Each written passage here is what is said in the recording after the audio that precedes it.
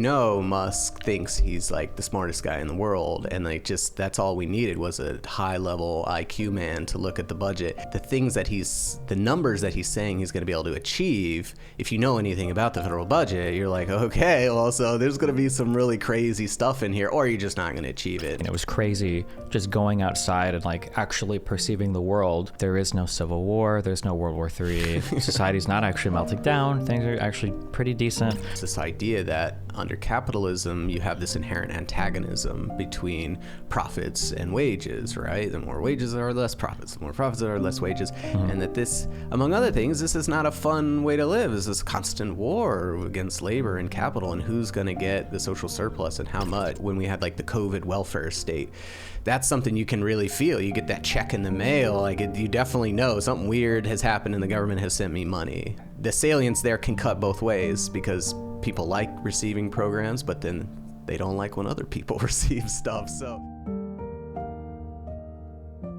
hey guys, what's up? Welcome to another episode of Bridges. I'm joined today by Matt Bruenig of the, what would you call your organization? The People's Policy Project. The People's Policy Project.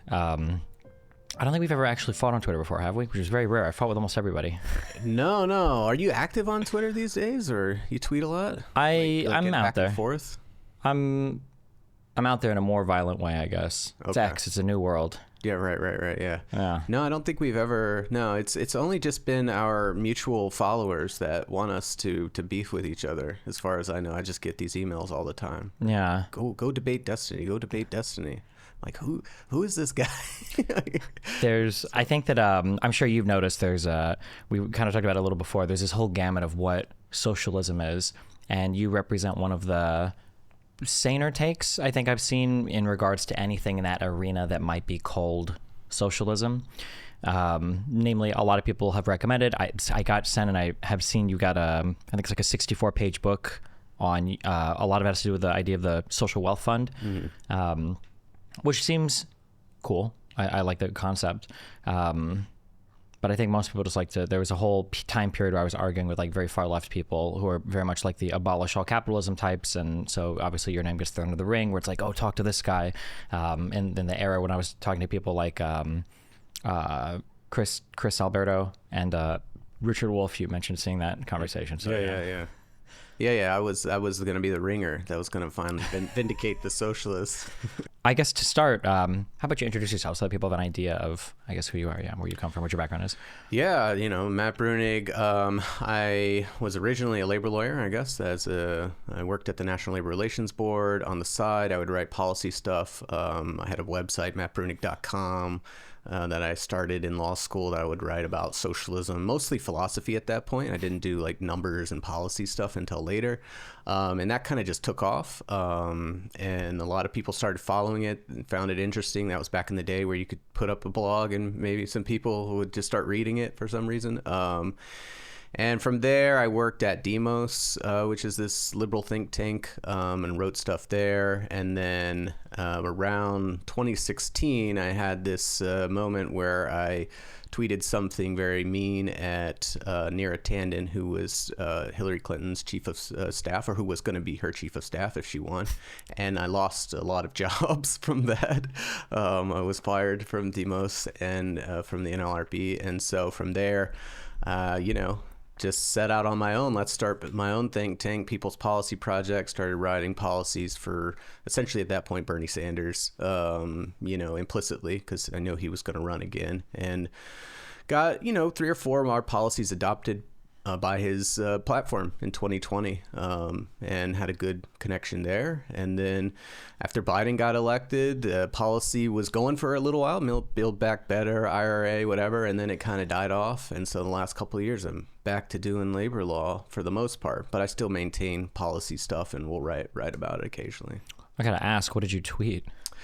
I called Neera Tanden a scumbag.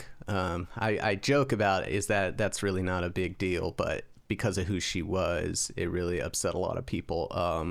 At the time, there was a question about Hillary Clinton's record with welfare reform in the 90s. Mm-hmm. And Neera Tanden had worked for Hillary Clinton in the White House, as the sort of first lady, but she was like an active first lady, a policy first lady. And so, there was I would that was one of my problems with Hillary is I didn't like welfare reform, and I thought that she was supportive of it and whatever. And so she, near Tandon, had said something like, I was on welfare when I was a kid, how dare you? And I was actually riffing on the old scumbag Steve meme, and I said, well, scumbag Steve uses welfare and then denies it to others. Yeah. But that became a very difficult thing to explain to bosses. Like, I wasn't, first off, scumbag, not a big deal. Two, I wasn't really calling her scumbag. I was trying to reference this meme. And I've thought about, like, what if I actually just went to meme generator and it just made the meme? Like, I would still have my job, and like no one would know what to make of it. But yeah, so. Was that like a big shakeup for your life, or? Yeah, it was huge. I mean, my plan was to be a lifelong government bureaucrat at the National Labor Relations Board, where I'd worked for a year and a half, and I'd studied labor law. Like, that was the whole goal, and then switched off into this. And it's kind of funny because it's like it was a punishing thing at the time, but you don't actually make a lot of money as a government worker, especially not like relative to what you could make as someone who has a law degree. I was making less than $100,000 a year, which is, I mean, good money across the society, but a lawyer typically makes more than that. So my income has gone up quite a bit because I was fired. So it's like positives and negatives, I guess. Obviously, politically and economically, there's a million branch off points. One thing I will say that's very frustrating usually when people talk about all the conspiracies relating to the FBI or the bureaucracy, the deep state and everything, is sometimes I wish that people would realize just how thankless and low paying a lot of the jobs are that's part of like the bureaucracy, and how absolutely staffed to the brim. My guess is most of these jobs are with people that are just like relatively passionate about these particular areas of government. I'm sure you do find the occasional bad apple or somebody who wound up there because of something else, but a lot of the work is pretty thankless. Or actually, I wouldn't even say thankless. A lot of the work is people view it as antagonistic. People have negative views of you. I can't imagine coming home and people are talking about the bureaucrats and the deep state and how evil and terrible everything is. And it's like, well, these are a lot of people that keep a lot of parts of society functioning that people don't even realize. Yeah, for 40, 50, 60,000 a year, Yeah. Yeah. And the NLRB is a great agency for that because it's kind of always a big political football. The Republicans really hate it. But it's there to protect workers. So yeah, it's funny. Like, I would go in, and one of the cases I worked on was this woman who she'd gotten fired, and she started alleging sex discrimination. And I don't know if she was or wasn't discriminated. That wasn't my issue. But then they started like preventing her from accessing the premises and stuff like that. And that's technically illegal to retaliate against someone for filing what was a class action gender discrimination lawsuit against them. And so you're just like sitting here, like just processing her case and trying to get her back to where she can access the premises. It was like this nightclub she wanted to visit. And yeah, and then to see, it's sort of like, I'm just doing normal stuff. This is a normal person. She worked at a casino, whatever. I'm just trying to get her job back, or try to get her. And yeah, and the people who work at the NLRB are typically very passionate people who care about workers. And that's why they're there. Not because here's the thing, when I quit the NLRB, not quit, I got fired. Yeah. There were headhunters, that look for people. And I got contacted by a headhunter firm, and they were going to hire me to represent management, right? Because management and they were going to pay double what I was making at the NLRB. So in a sense, anyone who's been at the NLRB for a long time, they could quit and make double working for employers to help get them out of trouble at the NLRB. And they don't, so that takes a lot. Yeah, and I imagine any probably DA or any like talented person that works on like behalf of like state litigation could probably get a job in private like civil litigation stuff and make 5x, 10x the money depending on where you go. Like, yeah, I guess just as a thing. So you went to working for. Do you have like a private practice, or do you work with another firm? A solo practitioner. What's it like? How do you get clients like that? Do you just have like ads in the paper, or do you recommend it? Or? That was a big, right now, what I ended up hitting on doing, I started this website called nlrbedge.com, where I cover NLRB developments. And that has been a great lead generator, essentially, because you can show, like, I'm keeping up with all the NLRB stuff. And every time I have a case where you have a client who's okay, like posting about it, I post about what I did and like how I succeeded. And so mostly people contact me from that website. So Is it, do you practice only in Connecticut, or do you take cases and you're licensed in other places? Or? Yeah, anywhere. I mean, because the NLRB is a federal agency. So yeah, practice in front of the NLRB anywhere. And then for other states, usually if it involves some kind of state law issue, you can work with a local attorney. So I've done cases in Dallas, a couple of cases in Dallas where we had different local attorneys who were doing the state law stuff. Got a case in Montana right now. So, but yeah, I mostly stick to the NLRB stuff, which is federal, and you can represent anyone in the country. So okay, that's cool.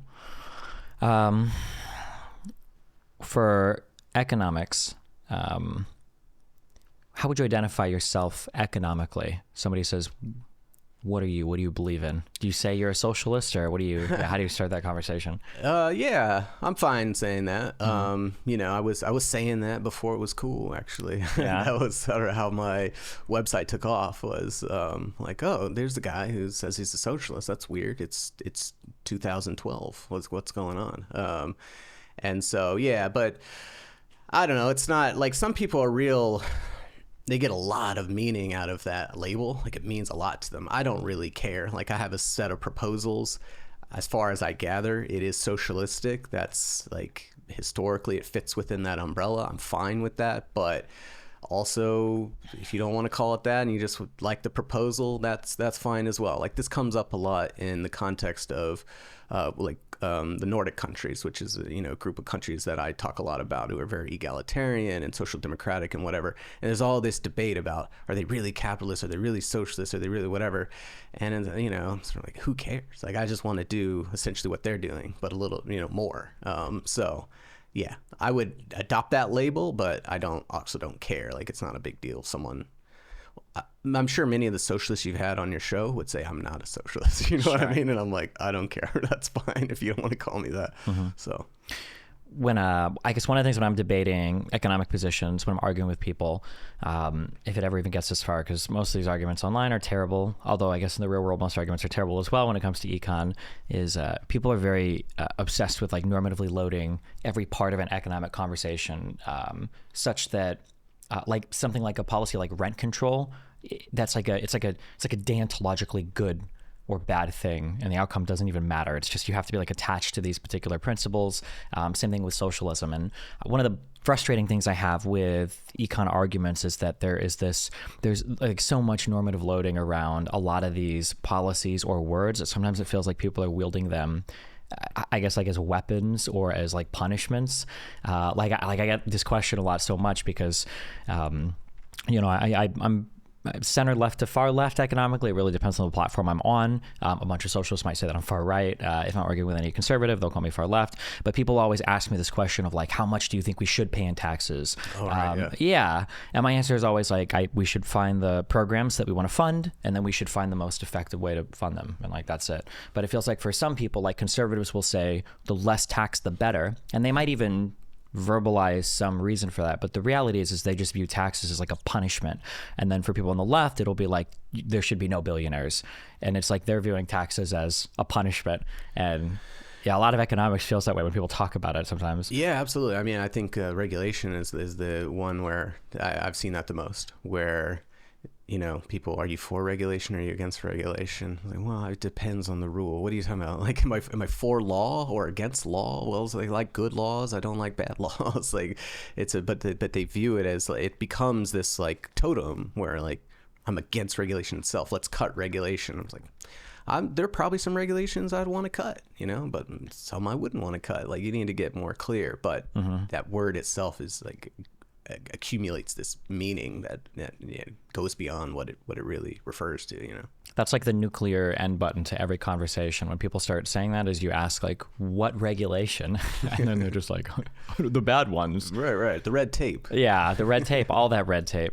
I'm looking forward to Elon and Who else was in Doge? Vivek. Oh, Vivek, yeah. I'm looking forward to the two of them finally going. I don't know. I'm 35. I think I hear every single cycle, I'm going to go line by line through the code, and I'm going to get rid of all the government waste. And it's like, oh my God, why didn't anybody think of that? Just get rid of the wasteful spending. It's so smart. No, I'm legitimately excited to see what they come up with, because Musk thinks he's like the smartest guy in the world, and like just that's all we needed was a high level IQ man to look at the budget. And the numbers that he's saying he's going to be able to achieve, if you know anything about the federal budget, you're like, okay, well, so there's going to be some really crazy stuff in here, or you're just not going to achieve it and call it something really ridiculous. I think the one time I've heard him talk about it, I think I heard him say he feels like he could probably take $2 trillion off of the annual budget, which I believe is the totality of our discretionary spending. Yeah. So assuming he's not touching like Medicare or anything like that, it's nonsense. So, but like they've set it up. It's funny. Like can they escape? Can they just not do it? Like at some point he's going to feel inclined to have to publish something, right? And then what is it going to look like? It's going to look deranged, or it's going to be these crazy cuts that are going to be super unpopular. One of the things that I thought about, I've had different like arcs growing as a human. I was religious. I became atheist, probably 16, 17. And then I've been online and I've seen like reputations or whatever. And one thing that I kind of have come across at multiple points in my life is this concept that you have reality and then you have like the human brain. And reality is basically constructed in the mind, rather on a very like metaphysical sense of like, I think, therefore I am. Like, what can we prove? Well, we know, we perceive ourselves and we can start from there. All the way to like, what are your living conditions? And it's like, am I poor? Am I rich? That can come down sometimes to perception. One of the very frustrating things I have right now when it comes to government policy, relating back to that, won't the metal meet the road at some point? Or won't they have to actually, take accountability? One of the very frustrating things I have right now is it feels like government policy exists in this realm that is like inaccessible to current humans. And then what's going on there is just completely based on our perceptions, which are, unfortunately, it feels like they're fed a lot into on the media. We interviewed a lady, I don't want to get her last name right, I think it was Kyla Scranton, and I think she was the one that coined that term vibe session. Okay. And one thing I noticed when talking about economics with people, and I don't want to discount people, and it's hard because as soon as you say something, people will say like, oh, you're exaggerating this or you're out of touch or whatever. But it really does feel like sometimes they're talking to people like, man, your perception feels very based on like an emotional state of mind rather than like some objective analysis of your current economic conditions. As an example, we do Twitter Spaces sometimes to fight with people. And I know a guy came on and he was talking about how much worse the economy was now versus when he lived under Trump. And he said now they moved a place, I think, so his wife could work a better job. The cost of living, the mortgage was twice as expensive as their last mortgage, and he had to quit his job because they had a child and they were taking care of their child. And he said it was like pretty difficult to make it by. And I'm thinking like, okay, those are two major life changes, and you're blaming Biden on your difficulty living. I'm curious, if Trump would have been president, would you be giving me the exact same set of facts, but instead saying like, under Trump, we 2x'd our home payment and I quit my job and we're still able to like have a family? Like, would the story be different with the same set of facts? Yeah. You could reinterpret those facts in another way. I also think that's a good example of a frustration I have where people talk about the economy and they use these aggregates, and the aggregates are useful, right? What is the median and how has it changed and whatever, but people's individual changes year to year are so much greater than the aggregates that even if you had this kind of simple model where people they look at their life, they see whether it's better now than before, and then they make conclusions about that. Even when things are good, there's still a huge minority, maybe 30-40% of people who their circumstances have declined from the year before. It could have been a job loss. It could have been they had a kid. It could have been any number of things.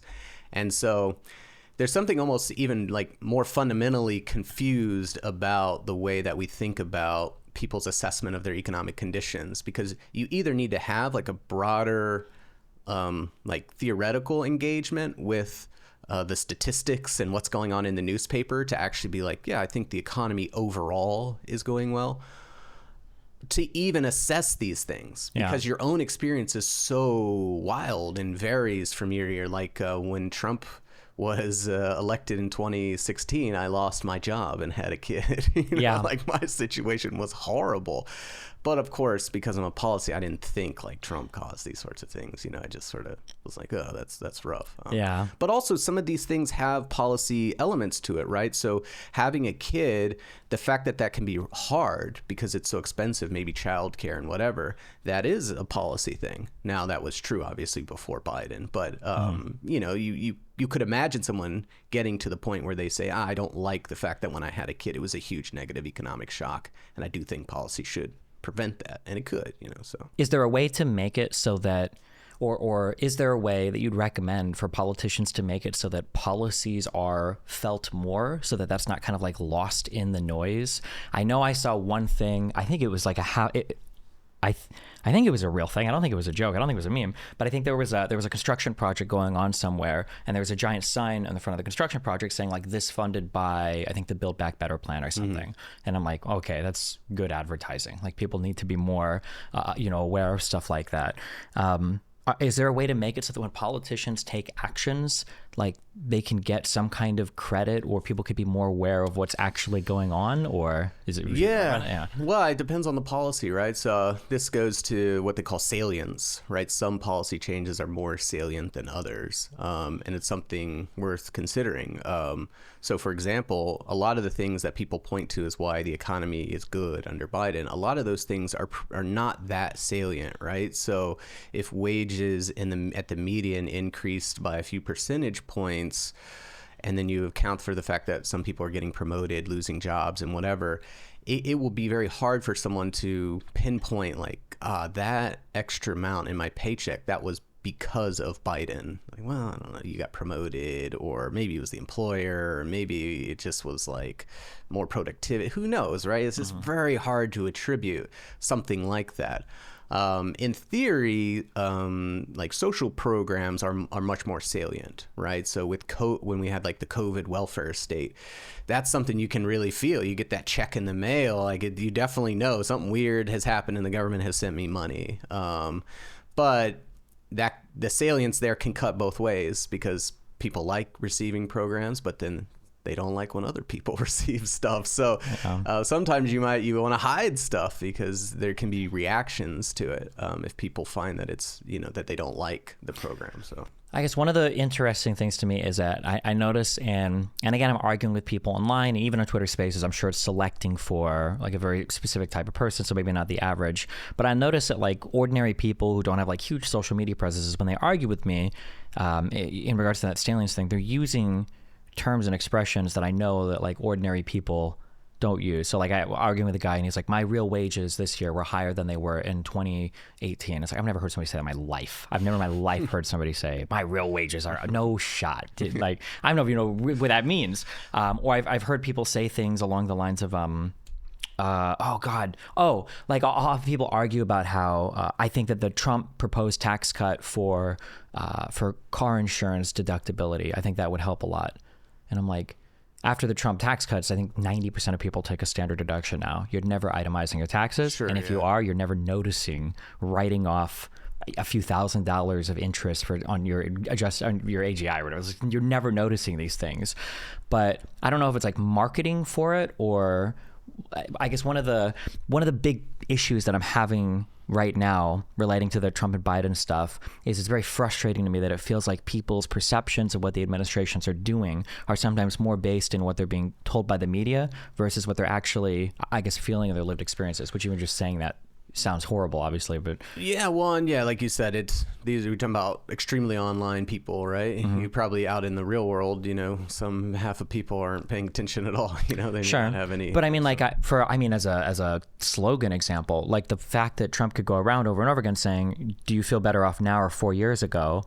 When 4 years ago we were all living in lockdown and everything was miserable. Yeah. It's like, what do you mean? Yeah. Well, and that becomes this whole other thing. Like, do you blame that on him, or do you say, well, should we compare, like in a lot of the statistics you'll see they always want to compare to 2019 and 2019, and you say, okay, that makes sense, that's pre-COVID, and I guess you want to say COVID wasn't his fault, it was this sort of pandemic. He'll take credit for immigration and anything that happened under COVID though, for sure, right? No, so that's with everything, right? It's like things that because especially the economic variables that change over time, the macroeconomic variables, they're so dependent on things that the president may have nothing to do with, and so, but we still associate it with them for some reason.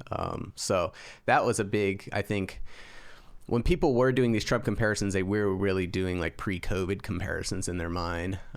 Even then, you know, by a lot of the aggregate statistics, people are better since then, but not like hugely. I think, for instance, median disposable income in the census data has gone up by like 1% since 2019, which is something, but 1% across 5 years is like, doesn't feel great. Yeah, it's not that exciting.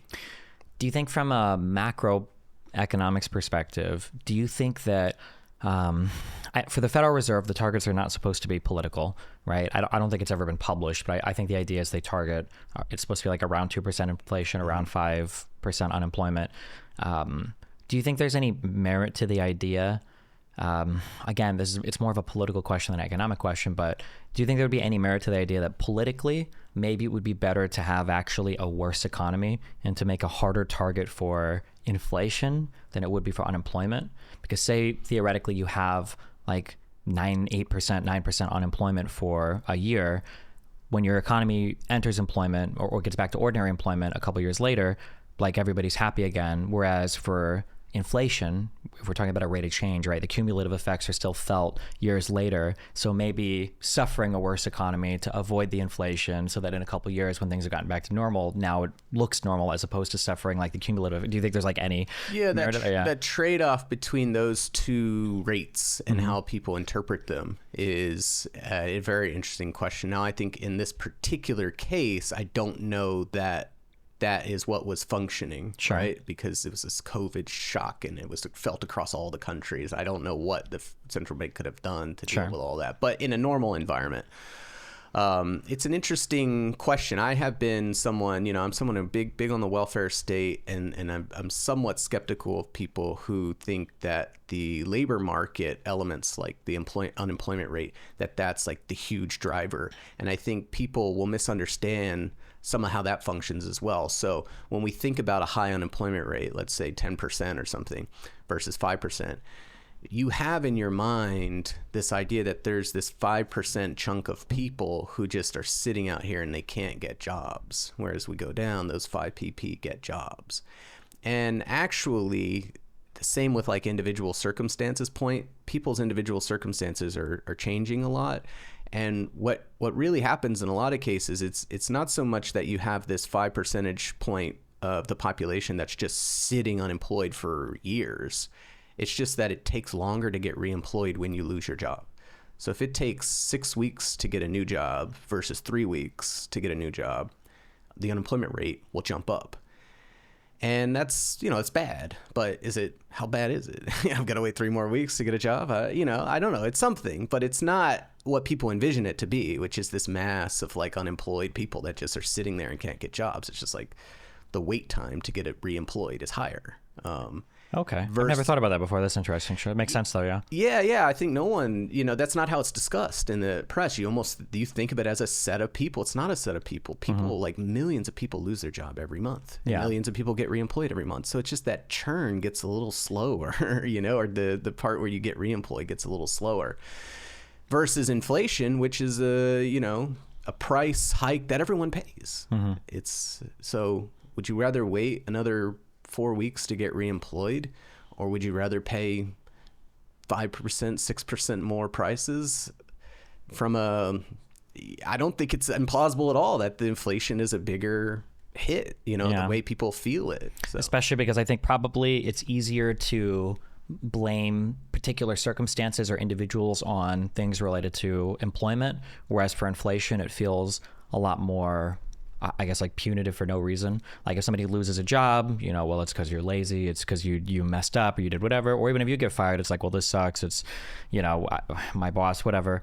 But inflation is like, wow, I have to pay X dollars more. There's literally nothing I can do to avoid this. I can't even feel like there's something I could have done to avoid it. And you never get relief. Yeah. At least, okay, I've got to wait an extra month to get reemployed. Not that people think about it this way, but eventually you do get reemployed, even if the unemployment rate's high. And then, okay. Yeah. Oh, yeah. That's what I was saying before in terms of the targeting. Yeah. Because like once the unemployment is gone, it's gone. And people are, I learned this before I got into streaming.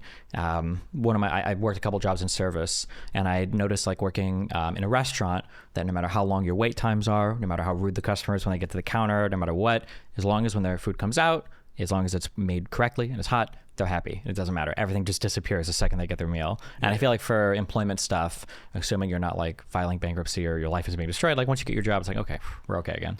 I mean, I experienced that directly, It was really, and then, okay, I got a new job. All right. And the income has been replaced. Now, some people, maybe their jobs, the new jobs don't ever replace it or whatever. But I feel like there's not a lot of theorizing of, wait, so what is this problem with the unemployment? Like, don't get me wrong, but from a political perspective, are you saying that this extra chunk of people who are going to be jobless, like when the election happens, which is this extra few million people, like they're going to punish you?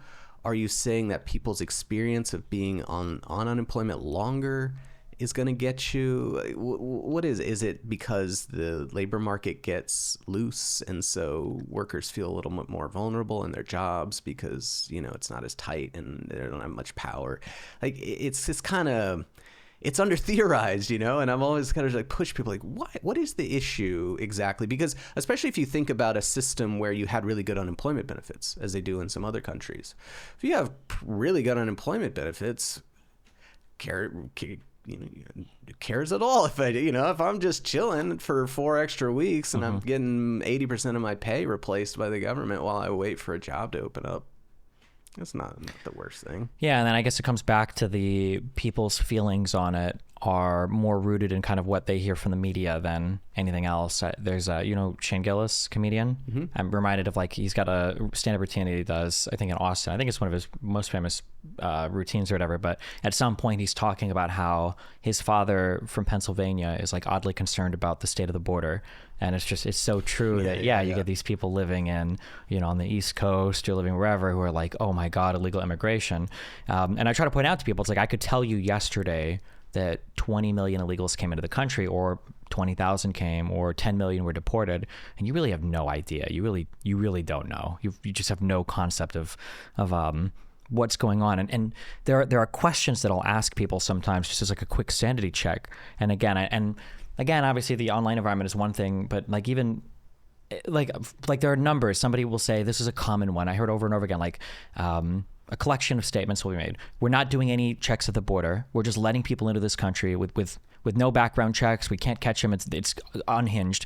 40,000 people with violent criminal records made it into this country over Biden's term. And I'll ask somebody, and I'll say, okay, so we have an open border where they're coming in with no background checks. And he's like, yeah. And it's like, how do you know 40,000 of them have criminal records? And it's just like instantly, like there's like absolutely no answers. Like what are we even saying? We're pulling up like the Mexican criminal database. Yeah, I know. Yeah. Or there's like, there are, illegals murdering people every single day. It's like, okay, if that's true, why do I hear about, not to take away from any particular death, because all of them are tragic, of course, but why am I still hearing about Lake and Riley if there should be a new victim every single day, right? Didn't you guys criticize BLM for like the same type of exaggeration of cops shooting unarmed black people? Like, shouldn't I have like a new American citizen being murdered by an illegal immigrant every single day if this is the case? And yeah, I feel like one of the biggest frustrations I have right now, I feel like you should feel this doubly, because doing anything relating to like policy and then going and looking, okay, well, what are Americans debating or arguing about right now? It feels like so much of our feelings about the world are based on what we're kind of fed in our insane media ecosystem right now, to where that losing control of that, you have people living in now, I used to say like we're living in different realities, started living, pulling away. Now we truly are. Where I said a year ago, I think nothing will ever happen anymore. Nothing can happen. Everything is a conspiracy. I think I joked about this around the Hawaii wildfires time. And we've truly hit that point where it was hurricane machines. It was FEMA stealing people's homes with the $750 loans. And it's like, Jesus. Yeah, people are and maybe a lot of people, I guess I don't know the full, but there are people who are just like cooking their brains on this, whether it's stuff online or other media channels. And yeah, that becomes the substance of their politics, is whatever they just sort of cooked through what they're consuming. That's the starting and end point of their whole informational input. They don't ever maybe take a step back and say, how's my life going? What's going on? How do I interact? Like the illegal immigrant thing is I grew up in Texas, and I remember it used to be very, and maybe, I don't know, maybe aspects of it, like there's just a lot of illegal immigrants in Texas, and you interact with them all the time. My dad's neighborhood is mostly, I don't know if there are a lot of immigrants. Mm-hmm. Can I ask a quick question? When you say Texas, do you say where in Texas? Arlington, Texas, right outside Dallas. Okay. Fort Worth, yeah. Cool. So, okay. And the impression at the time was, people like the immigrants. They do a lot of like home contracting work. Like it's, from a labor perspective, you might not like it. It might seem like exploitative, but if you're just like a normal person, it's pretty cool that someone will come mow your yard for like $15 and then like build a deck for like $1,000 or whatever. Like that was a great setup. And it seemed like, cause I remember during would have been in 2012 Republican primary, Rick Perry was on stage, and they asked him about how Texas gives in-state tuition to undocumented immigrants, and he defended that. Like that was a thing. Like the Republicans in Texas were defending that. And I remember he said you must not have a heart if you don't think like it's undocumented immigrants' kids should be able to go to the University of Texas at the same price as other people. And so I don't know. It seems like if you just live in Texas and you experience what it is to be around, essentially pretty hardworking, very, whether you like to like very religious, like pretty like low crime. Just objectively, if you look at the statistics, it's like, it's not bad. It's like totally fine. And then, but if you just cook on the internet all day, you'll think like there's some sort of like mass criminal like gang essentially that's swarming Texas. So I don't know if it was I don't know if this is a 4chan green text or just a post I read somewhere, but somebody mentioned about like I uninstalled Twitter and I just stopped going on social media, and it was crazy just going outside and like actually perceiving the world. And it's like there is no civil war, there's no World War III, society's not actually melting down, things are actually pretty decent. But fighting against that perception is very frustrating. I don't know if you've seen those YouGov polls that ask you about like how's your perception of how the economy is doing, and as soon as the administration changes, it's like the Democrats go negative. Yeah, not as much as, and then the Republicans go crazy up and down depending on whether Trump is in office. Like really? Yeah. I remember this from 2020 because there's always versions of this poll to watch how people's consumer sentiment swings based on who went. And right after Biden won, this is sort of in the opposite direction, but the Democrats that were being polled, they asked them a very specific question, which I thought was great because it, just kind of like feeling on the economy. What the hell does that mean? Yeah. And it was, would you feel comfortable making like a major appliance purchase? So I guess you have to think about, look, that's a lot of money, and then I'll have to deplete my savings a little bit, whatever. And the Democrats, shot up like 10-15 points right after Biden was elected. It's like, okay, so interesting. Like I'm way more willing to buy that fridge now, and I guess there's some rational basis to be like, well, I think he's going to run the economy well or something, but it seems a bit outsized. Yeah, I remember having to, especially because as things have gone on in time, so many things have become like politicized. Like everything is politics now. Like hobbies are political. Like everything is political. And I had to talk to a couple friends out of making like financial decisions just because I could tell they were being politically motivated. I remember I had a friend who was, she was like, I think I need to buy a house. And I was like, you're kind of like between jobs right now, right? And she's like, I need to buy a house. I'm like, why? Or like, what's the driver? I guess you have a place. And she's like, the rent is extortionary, and if you don't have a home, you're being left behind in this economy. And I think that I need to get a house right now because like the landlords and everybody are, and I'm like, chill. Think about it. If there's a good financial decision, interest rates are kind of high right now. Do you really need a house right now? Right. And I think she ended up like waiting, and then she was like, yeah, it was good I didn't buy the house right now because she was changing jobs and stuff. It was like, Jesus, yeah. And I'm wondering how many people are like starting to make financial moves based off of whatever they're being fed politically. Have you seen the Bitcoin price chart after Trump wins? Yeah. So there's a lot of strange decision making. Yeah. So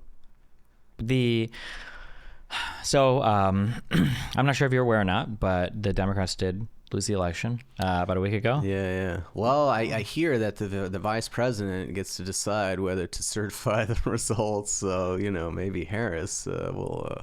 That is true. And I think the president-elect did say that there was voter fraud going on in Philadelphia, and I think vote dumps in Detroit. What do you think? Everybody has their own pet issue for why this is why they lost. And it always happens to align with the thing they care about the most. Was she not socialist? What do you think? What's your take on what the big... She should have run on Make America Sweet in 1970. That would have been the key. I don't know. I mean, I wrote a short piece on mattbruenig.com where I kind of tried to tackle this, but basically it's like, when you look at it, a couple things stand out from someone who like follows the like policy and like who's winning, like kind of the insidery stuff a little bit, is she appears to have run a pretty moderate campaign. And most of that seems to have come from this sort of research arm that was saying like, look, illegal immigration is a big deal. Like we need to kind of say some really harsh stuff about that. She would go on TV and talk about how she had a gun. And, it was very cringy because like who believes that Kamala is like a big gun person, but like that was her thing. And they pared down the issues to a few issues that seem very popular. So like abortion access was like a winner for them, and like expanding healthcare, but like in the most generic sense, and those were like her things. And that was the pitch. And that was kind of coming from the moderate side of the party. And obviously it'd be very easy to be like, that's why you lost, but it does cause problems for that, because that was supposed to be seen as kind of like, this is the sober, like kind of technical way to approach this. Very polls focused, we're not going to go out there, we're going to aim at the median voter. And, she got, I don't know if I'd say she lost by the same margin Biden won by last time, but, it was a significant loss. So those people kind of licking their wounds and trying to kind of say, well, that's not why she lost. But then, okay, if it's not that, then what? You also have, it's such a bizarre election. To what extent do we look at Biden's record and blame the election on that? He wasn't running, but she was running. Did that come in? When I look at the Biden record, he obviously had inflation, and that's a big thing. Everyone is that's probably the move that people are going to make, and it may actually just be the correct move, like in terms of explanation goes. But it's a very convenient explanation, is to say, well, look, we had this big bout of inflation. Prices went up 20% in 4 years, and we couldn't really control that. That was a COVID thing, and relative to our peer nations, we actually did better. And to the extent that we did contribute to it, is because we were trying to create stimulus, and that did create a tight labor market. And so that was good. So that's where I see people probably ultimately winding up, because it's the least blameworthy. And it's also kind of like, what else could you have done? Like, it just was COVID. It just did unwind. It just did lead to inflation. And voters were reasonably pissed off about that. But that's a one-off thing. Like, what do we learn from that? Next pandemic, there's nothing. It's just like, it was like a happenstance of history, essentially. It is very boring, but I think that, I think the strongest convincer of that to me was it's very hard, obviously in noisy environments, it's very, very, very easy retrospectively to look and go, oh, well, obviously it was this, right? Well, with the gift of hindsight, transactional, what is it? TA, transactional analysis, people that think they can read charts for stock trading. Like, it's easy to see a pattern and go, oh, well, obviously this was going to happen. And it's like, okay, well, it's one thing to say that now. Could you have said that 5 years ago? But I feel like every now and then I do get smacked upside the head with that "it's the economy, stupid" quote. And it's like, I think the strongest argument is internationally. I think every single incumbent administration lost during. And I'm like, maybe the inflation was the thing. So maybe the lesson learned would have been Harris is not running on Biden's record, and she is separating herself or distancing herself from the president, which is awkward while she's the vice president. But it's also hard to tell, like when you talk about like a rate of change, or like a rate of change, like a first versus second derivative, like people are really good at seeing an increase and a decrease. People are very bad at thinking of a potential increase or a potential decrease. Right, yeah. So if you have a 1% increase of a thing, people will always view that favorably, even if it could have been a 10% increase. And if you have a 1% decrease of a thing, people will always think that you messed up, even if it could have been like a 30% decrease. They don't perceive like how bad a thing could have been. Yeah. So I wonder sometimes if like, just the inflation was like so messed up, and maybe pandering to moderates or whatever, maybe that was the right choice. And if it would have been a different thing, it would have been even worse, but maybe not. Like, who's to say? Finding the fixed effect of the inputs of the election is essentially impossible, which is why the discourse can go on forever. Keeps people like me in business. I guess. Like it also keeps a lot of consultants in business, because if you happen to be a consultant on a campaign that wins, like the Obama thing was a great example of this. Obama, in retrospect, I think most people agree, was kind of just like in part was just a singularly popular, just great politician. Like, people just loved him. He's, as far as speeches, whatever, like he had the charisma. But people who kind of were behind his campaigns, they cashed out big time, because they would say, look, we know how to win elections. And it's like, well, Barack Obama knows how to win elections, and you know how to be like a figurehead staff on his. And then the reverse is probably going to happen to the Harris people, who maybe they did a good job, I guess. Maybe she would have lost by 10 points instead of 3, but she lost, and so they're going to be in the tank. And I mean, there's even something like is the fixed effect of Harris. Like, it's funny, like, prior to this, actually, when I was at this is funny. When I was watching the debate, I watched the debate, the Biden-Trump debate, where he melted down. I'm sorry. I watched it with another group of people, like 5 or 10 other adults who were really interested in politics, and he was melting down at everyone. It's a bunch of liberals, so they were really upset about it. And there was a child watching the debate who was like 10, 11, and she goes, so what's going to happen, And they're like, oh my God, I don't know. He's got to go. She's like, well, can't Kamala just do it? She's the VP. And everyone was like, no, she's so unpopular. She's just election toxin, election poison. And that was like the consensus view before she became the nominee. Like, she flamed out in the 2020 primary. Like, she didn't even make it to Iowa. Like, she did so poorly. So could that have been it? Like, maybe if Biden had just said, look, I'm only doing 1 term, and then we could add an open primary, they wouldn't have selected Harris, and that also would have given you some detachment from the Biden administration and maybe a more higher quality candidate, whatever that might be. And maybe that was it. Maybe it was just Harris is a bad messenger. It's like, maybe, yeah. There are definitely times when I look at Trump, like I'm still, I think, on board that I think 51% plus of his success is just the fact that prior to this election season, I would say this election season he's definitely slowed down a lot, but prior to this, he was just a really funny, charismatic dude to watch talk. Like, he truly was. Yeah, the 2016 primary debates that's the most electric stuff I've ever seen. It was pretty funny. Yeah, the yoga jokes and everything else. Yeah, I remember a lot of those debates were crazy, and just tuning in just to watch him speak was funny. It was, yeah. Similar with Obama, right? It was just he was a great speaker, fun to listen to, funny, personable. Going forward, I guess, into the Trump administration, whatever that's going to look like. How do you feel about tariffs being the singular god tier policy to address every single economic ill, replacing the income tax and everything else? I guess on a macro, how do you feel about like protectionist policies in general? Because sometimes you'll get some crossover with Bernie Sanders. Maybe you were the one that wrote parts of these, where we need to protect our domestic labor markets more from, exporting supply chains to other markets. And yeah, I mean, Karl Marx actually wrote a little speech on protectionism that where he was against it, which I always bring up in environments like this, which are, so from like a socialist perspective, it's sort of it's a funny thing, because you can kind of go both ways with it, right? You could kind of say, oh, isn't this like a pro-domestic labor thing?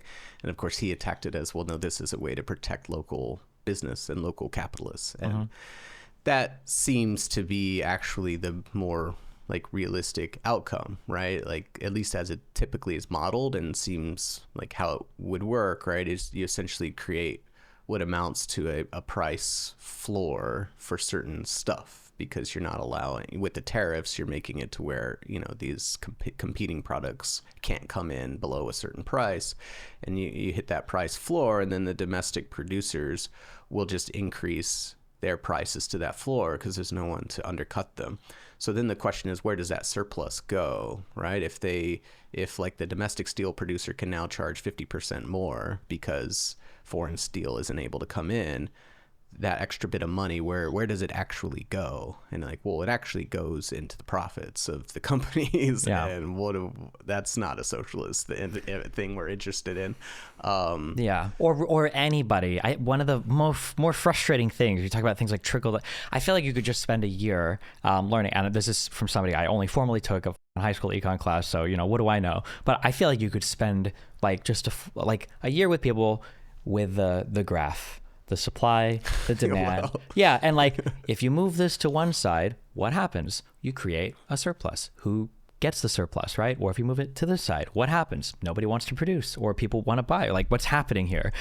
Because it's so frustrating that people will just say things that are nonsense. Even God, I'm sorry, it's so frustrating. I had a debate with a guy. I had a debate with a guy a couple of weeks ago. He's supposed to be like a financial expert, and he said something like high corporate taxes disincentivize reinvestment. And I know the chain argument for how this is true, because I don't know if you would invest in a business necessarily with high corporate taxes because it hurts your ability to pull profits out. But I didn't like the phrasing that he said, where he's like, well, it hurts your ability to reinvest. And then my question was like, well, hold on, if the corporate tax rate was like 90%, doesn't that actually incentivize me to reinvest almost everything to grow my business? Because why would I want to pull out a profit at 90% when I can expense it without having to pay for it? And then it was just like a total kind of like meltdown. Or people will say things like trickle down wealth. Like if you allow businesses to make more money, that's going to like trickle down to employees. And I'm sorry, no, it's not. If I make more money, I'm just going to randomly give raises to my employees. Why would I ever do that? Employees are expensive doing business. We just never do that. Right. Yeah, and that magical idea of the surplus going to, and I'm a capitalist. I don't think surpluses are immoral or anything, but like I would never expect a firm whose job, not good or bad, but the job is to maximize profits for the owners of the firm. You would never expect them to arbitrarily increase an expense, a cost of doing business just because they have more money. No. And I mean, in a different labor environment, you could imagine saying, well, the unions are strong enough that they're going to be able to snatch some of that surplus, but that's not. The unions are gone.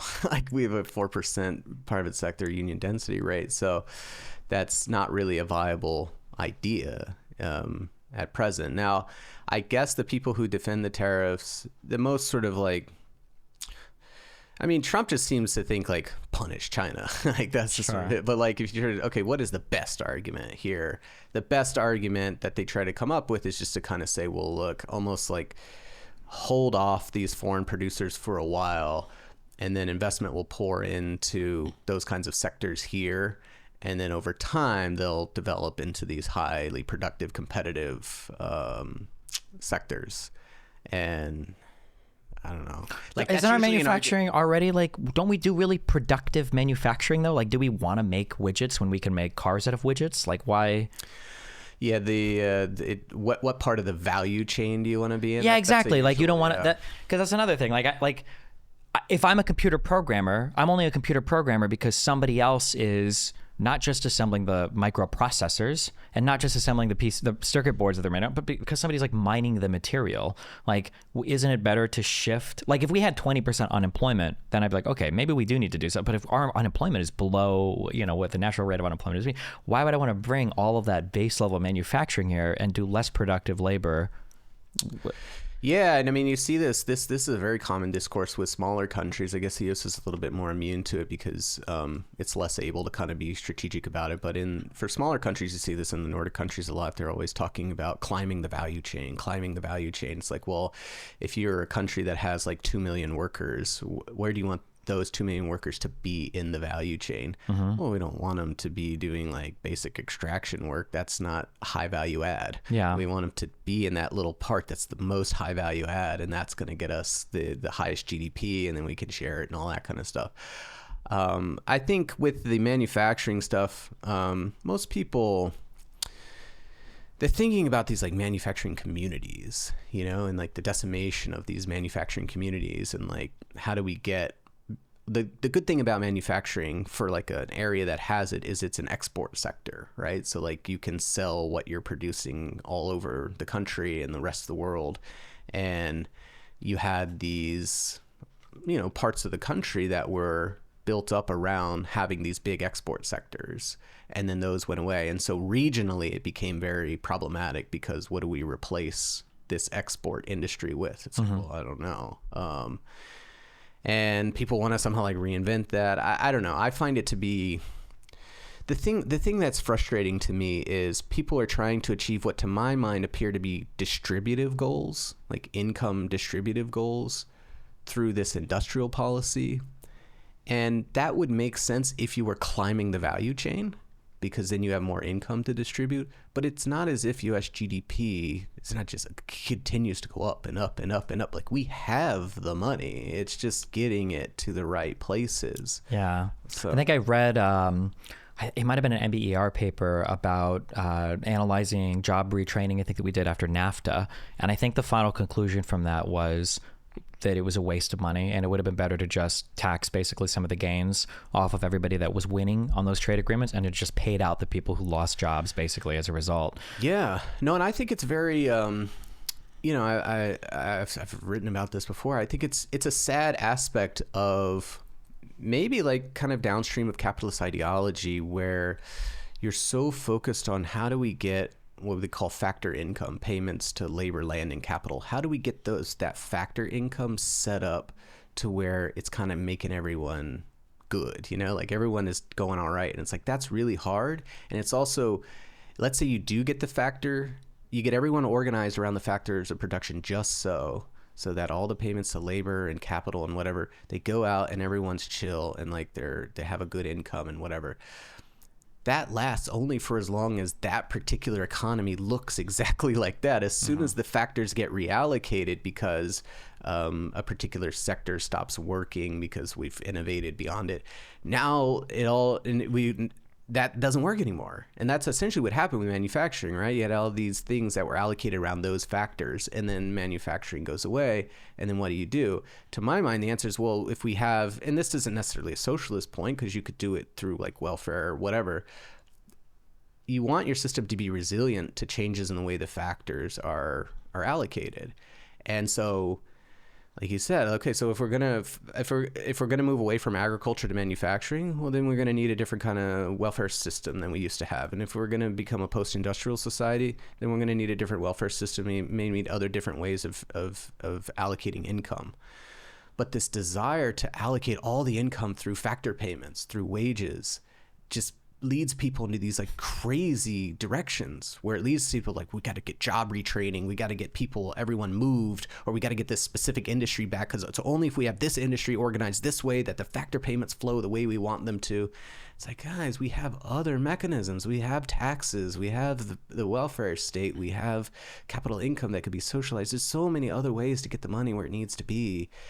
And the more you fixate on making the economic structure stay exactly as it is, the productive way we have it set up, like, one, that's impossible, and two, that's not good either. Yeah. Like, we want to be able to change things up and, with new innovations and technology and whatever, That's a very interesting criticism to hear from you, because if I'm talking to somebody, we actually make it far enough into an economic debate. That's actually my strongest criticism against socialists, because it feels like socialists are fixated on the idea of, if all of the workers own the company, then the profits go to everybody and all of this. And usually my main criticism at the end of the day is, shouldn't we just try to set up the economy in a way that produces as much surplus wealth as possible, and then at the end of the day just tax it, just take it? So like, if a capitalist economy can deploy resources in a more efficient manner than a socialist economy, just tax the winners and redistribute it to the people on the bottom. And then the socialists will usually argue, yeah, but wouldn't it be better if it was done through, I guess, factors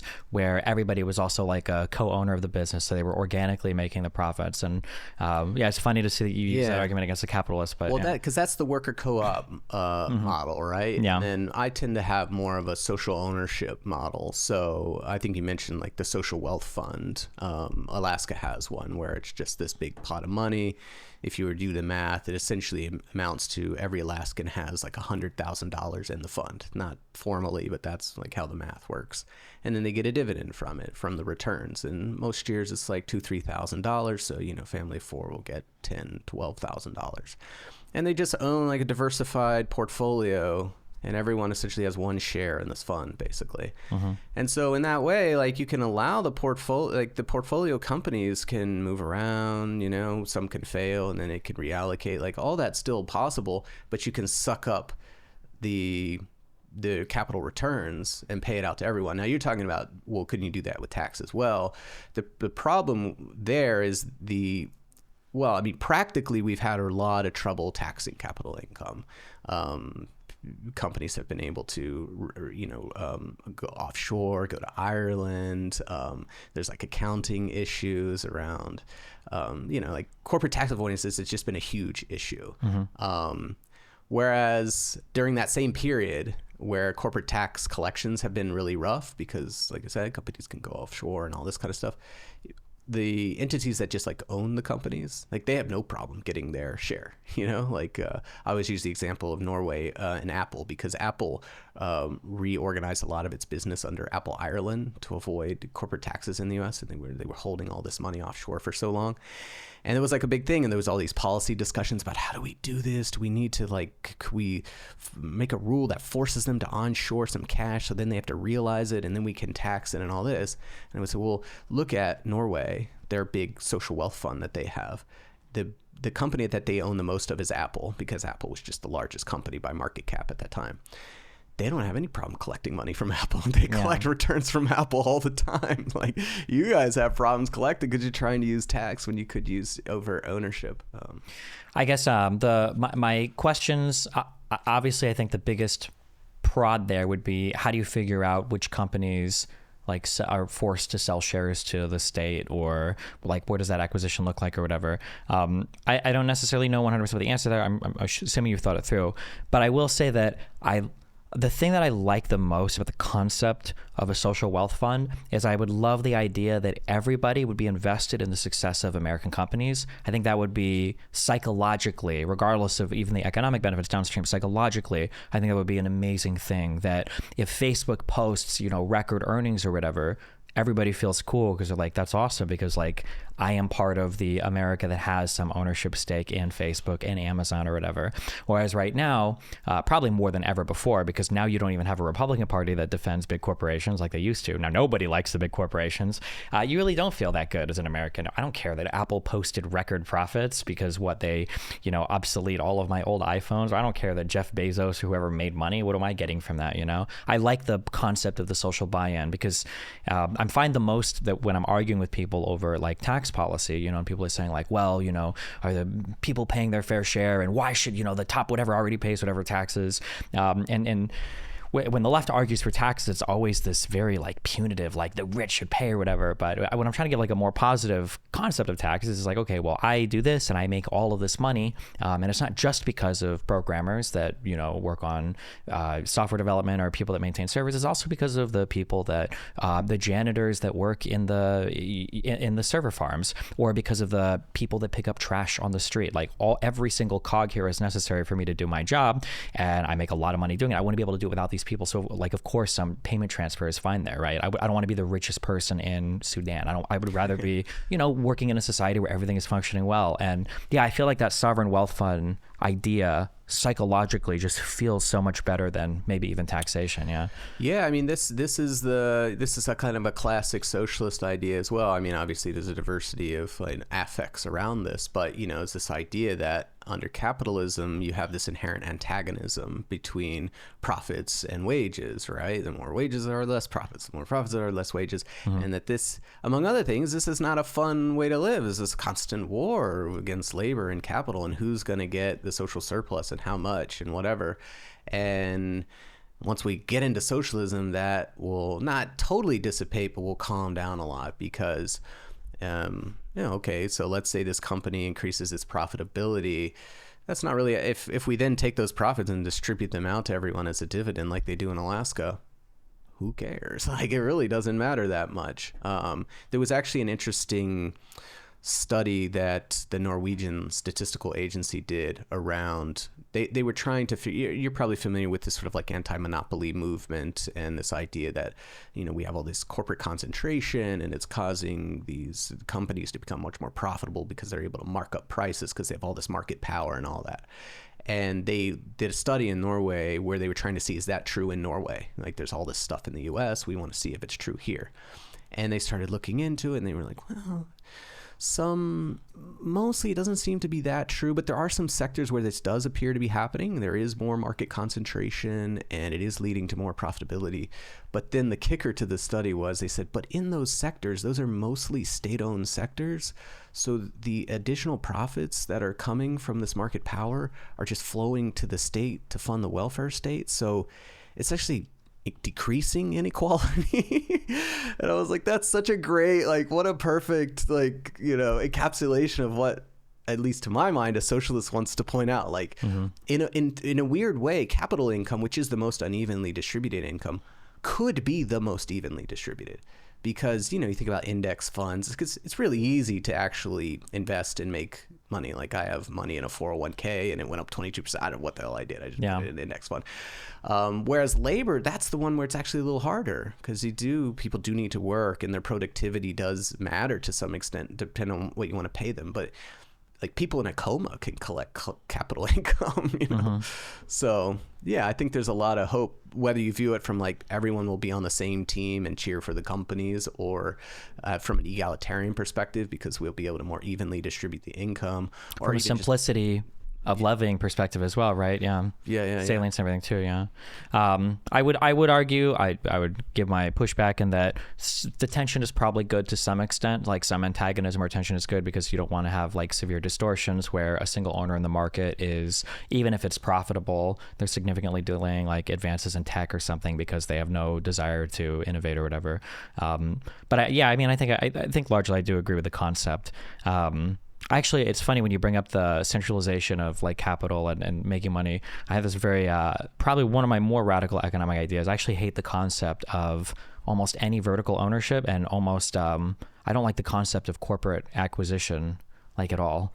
Okay. I think the idea of creating a company to sell it to another company, I just think it's anti-competitive. I don't like it. I think it's stupid. And companies buying things like vertically in the supply chain, I think is just bad for everybody. It's good for a business in that you can internalize, like, in-house more profits or whatever, but that environment where the goal is just make a business and then sell it to like Amazon or Google, I think is really toxic. I think it's crazy how huge those companies have become. But yeah, well, that's what the antitrusters talk about as well. Yeah, I mean, you know, you could always IPO, I suppose, as opposed to be acquired, right? In order to but nobody wants. Where I have a friend, like, there are people who make businesses just to sell. The goal is acquisition. Of course, right? Yeah. That's the exit, right? Yeah, exactly. Yeah.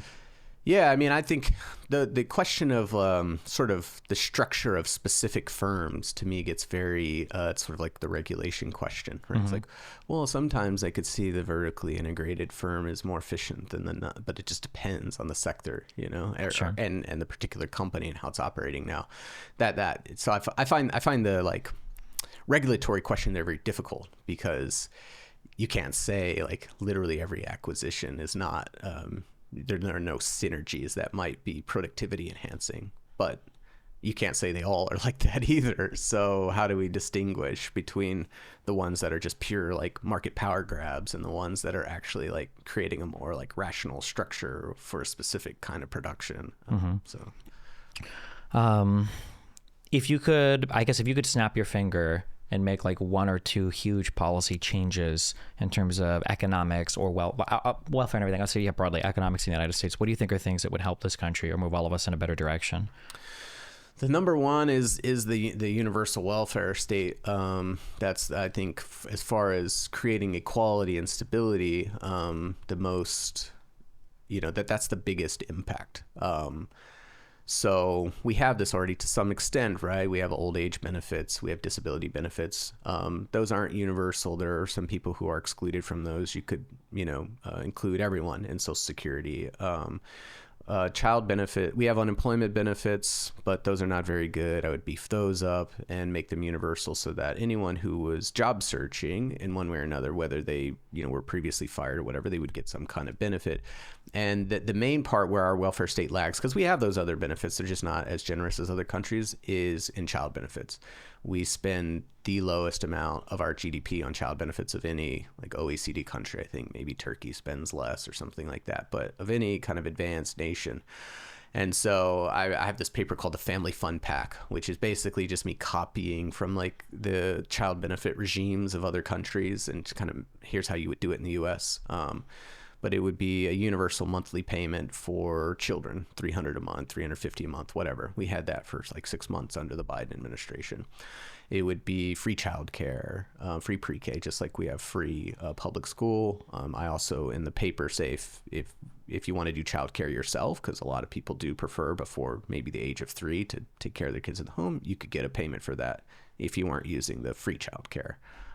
Free health care for children. I mean, I'd like to see that for everyone, but at least for children, cover them. Free school lunch, which now 8 states have. And then there's the like baby box or like maternity grant or baby bonus, like right when you have a kid, you need some money and some resources.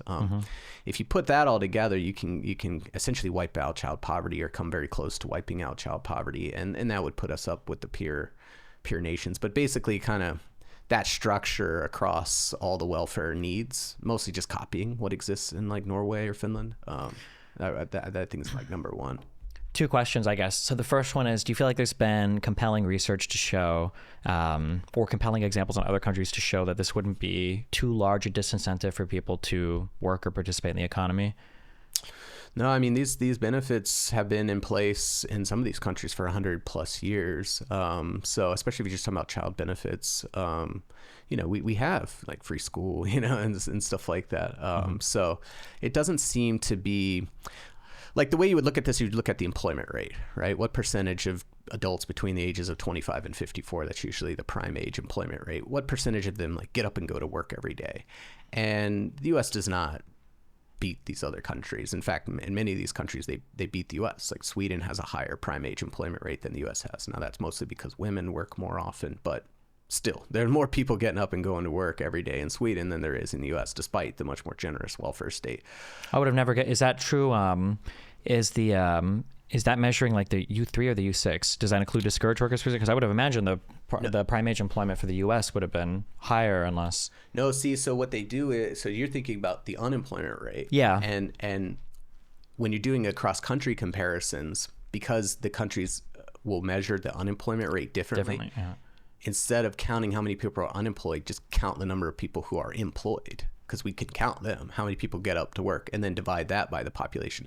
So we're not talking about 3%, 5% employment. It'll be like 80% employment or 84%. Okay, so your prime age labor force participation, basically. Yeah, participation, but actually employed. Employed people. Okay. So yeah. Okay. Then the second question, and I guess I got to ask a third bonus question. The second question would be, how do you pay for it? Taxes, I mean, it could be as simple as a payroll tax if you wanted to. What are your favorite taxes? What do you think is the best way to tax? Oh, that's a great question. I mean, so there are a couple considerations, I think, 2 competing considerations that generate different conclusions. And the one is you're like, I want it to be as progressive as possible, right? Take as much from the top. And that's nice, right? If you can do that, why not? Because then you both get to fund the program and reduce inequality, like up front. But the other consideration is you want, and we talked about this before, you want the tax to be not salient. You want it to, they can't really tell exactly that they're paying a tax. And there are a couple of taxes that work like this.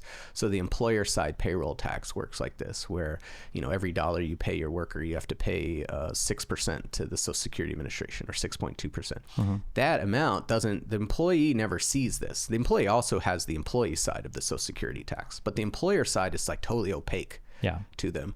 And in Sweden, that tax is over 30%. Jesus. Okay. That's okay. But Sorry. I heard a little bit, but I understand. It all gets factored into wages, right? So ultimately it's the worker who pays, but it's opaque, right? So the employer goes, okay, look, if every dollar I have to pay to a worker, I have to also pay 30 cents to the state. Let me do the math. The worker needs to get paid this instead. So it all works out. It's not a problem for profitability or anything like that. This reminds me real quick of the bring a European to the United States, and the craziest thing or one of the craziest things, there's a lot of crazy things about America, but one of the things they'll experience is you go shopping with a European and they go, okay, $52, and they go to pay. It's like, wait, why is it $6 more? What's happening? Like, oh, that's sales tax. And it's like, that's not on the price tag? No. We that's a bonus that you discover at the cash register. Yeah. Yeah, no, because that's the other a non-salient tax is the value-added tax they have, which is a sales tax that you don't ever see because it's baked into the price and no one ever puts it in the register. And obviously you must be intellectually aware that, this thing is, but people, their sense of price is very nominal. Like they get used to the price, and unless you have a big run up at prices like we had, you just kind of get used to like why is a candy bar $2 or what? I don't know. Why isn't it 50 cents? These numbers don't mean anything. You just kind of get used to them. And so with the VAT, the prices move up and you don't see it. You don't experience it's nowhere, and you can raise a ton of money. But it's a very regressive tax, right? Because it's a sales tax. Yeah. Like that's the two huge examples I can think of for that is one, obviously my background is in gaming, and games have to be $60. They just have to be. You can't make a game for more than $60 or people will revolt. And it's very funny to think that when I was growing up, a PlayStation, you go to the store, a game is $60. And these games were made by a studio of 15, 20 people, and they ship these, and they were a decent amount of work. Now you get these games that sometimes cost $950. I want to say GTA 5 might have cost more than $100 million to create, and that game sells for $60. And that price is so psychologically important to gamers that you just can't ever sell again. And it might be that like you had a game that you'd play for however much time, and now games are supposed to take 50, 100 hours to play, but that $60 price tag is really important in people's minds because the psychological factor is there. And then I'm reminded of a debate that I got utterly crushed when I was a casino worker. I worked at a restaurant and a casino, and I was arguing with a guy over tax refunds, and he was saying that on his I think it might be a W-9 where you write your withholding number. He was saying that he would always write his withholding number one higher because then for tax time he would get back a bigger tax refund. And obviously me being the hyper intelligent 19-year-old, I was at the time, I was like, oh well, actually you're giving me a tax-free loan to the government, and that's a really bad idea. And it's like, no, he said it's just a bonus check again. It's like, no, that's your money. And he's like, and his argument was, what an ingenious, he said, well, I never see it. And I'm like, what do you mean yeah, but it's still your money. And he's like, I don't know that. I never see it. And I'm like, okay. And so eventually, because we're going back and forth, and I feel pretty strong on this, so we end up roping in like 7 or 8 coworkers. Every single person agreed with him. I was like, wait, what? And so you're right to some extent that that lack of salience, a lot of people don't feel. They just know that, like, if you ask a person like, oh, like, what do you get paid? Or something, like, I get paid, $1,800 a month or whatever. Or you ask somebody when they buy a car, how much is your car? And they're like, $500 a month. Yeah. No, I used to, for a while I was curious, because people get refunds. A lot of people get more, at tax time, they get a refund.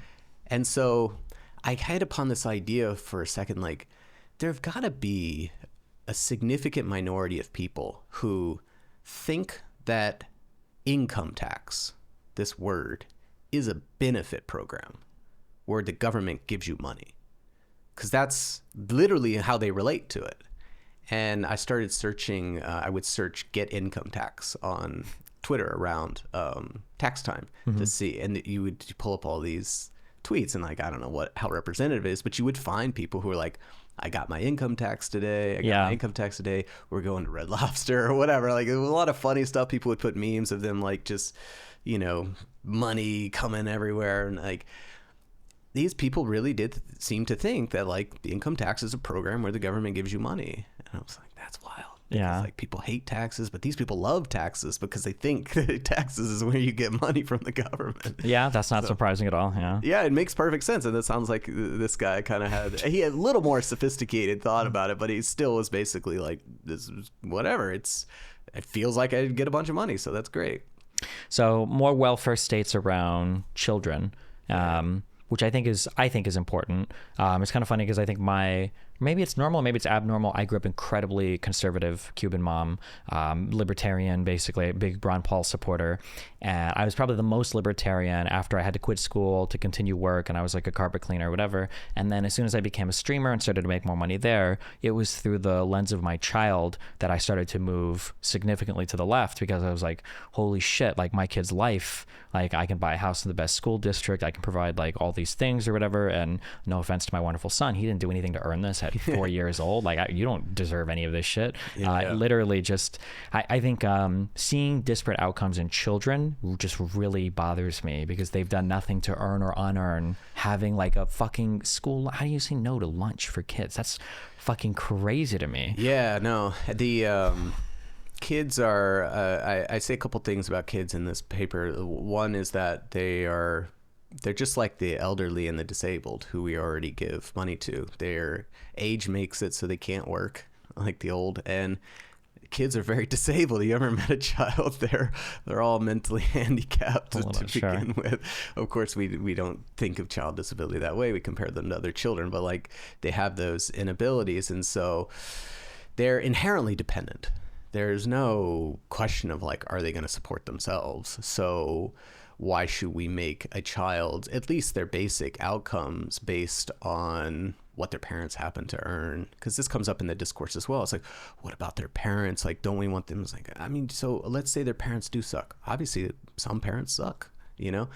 Do we want the kids to suffer because of that? Do we want to shield them? Like, they're victims in that process as well. Yeah, it's, what is it called? Cutting off your nose to spite your face. Yeah. It's like, yeah, like children are one of the, it's just like one, and I'll argue this depending on who I'm talking about. We can use the coldest terms possible. Like, these are future tax generators. Like, why would you, like, you can either have a kid who's going to grow up and you're going to waste money arresting him, throwing him in jail and spending money there, or you can invest money in him now and have him go to college and become a productive member of society. Like, and I know it's not necessarily that simple, but there are like some, I think the two most empirically backed, maybe you know more, the two most empirically backed things I've heard of is like air conditioner in schools, especially where it gets hot, and food for kids so that they're eating, so that they're not hungry. These are like no-brainer investments. Yeah. There was a study, there was an Indian tribe that decided to take their casino profits and just give them out as a basic income. And there was a lot of studies about the results that had on the kids in the tribe. And they were all very positive, like psychological, criminality down, all that kind of stuff, which, you know, makes sense. The other thing you were saying before that reminded me is, when it comes to the blameworthiness of kids, you know, whether they earned it. One of the interesting things when you look in the child poverty data, that at least it seemed whenever I present this to people, they're always like, oh, I never thought of that, is as kids get older, their poverty rates fall. So if you take the poverty rates of like kindergartners, it's the best way to do it is with their grades for some reason. The poverty rates of kindergartners, like, I don't even know, like let's say 20%. And then when you get to like 11th graders, their poverty rates are like 12%. So they like fallen by almost a third. And you're like, what's going on? Why does the kindergartner, they're all children, what's happening? I have a guess. Tom, curious, what is it? Their parents are older and then when you're older, you make raises. Oh, okay. My guess was going to be that when you come into kindergarten, that was probably the most burdened point for the parents for not working. From not working. Because the mom is going to be at home or whatever. Well, what you'll see is you do it at every grade. So like kindergarten, first, second, third. And, Sure, yeah. And the only difference is that the parents are older, and then therefore they're sort of further along in their career. And so children have this very unique thing that's not true of these other groups, where you have kids, because of the way fertility works, there's just a biological reality of when you can have kids. You typically will have kids in your mid-20s. That's the average. Obviously, some people later, but that's before you're in an entry-level kind of job, more or less, at that point, and you can't really accumulate savings. So what are you supposed to do with this kid? You know, like at least when you're old, you could say, well, we don't need Social Security. People should have saved up money for it. Or maybe with disability, for some of that, people could have saved up money because most people get disabled older on, or maybe they could have bought some kind of insurance or something. What do you do with kids? Like if people are having kids in their 20s, which is when it kind of makes sense to have kids for the most part, entry-level jobs, don't have a lot of wealth, a lot of kids are going to be poor.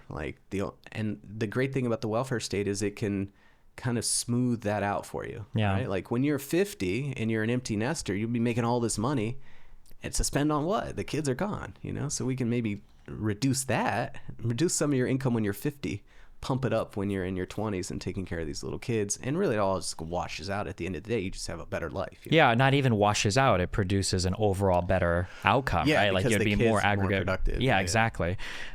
This is one of those areas where there are a couple areas. The most frustrating things for me are where we should have congruency between the two sides, but there's stupid ideological baggage that prevents people from coming together on this, because liberals should love welfare, and conservatives always complain about lack of children and people not having kids. Now, yeah, and especially. Yeah, one of the biggest precursors to getting married and starting a family is your financial well-being.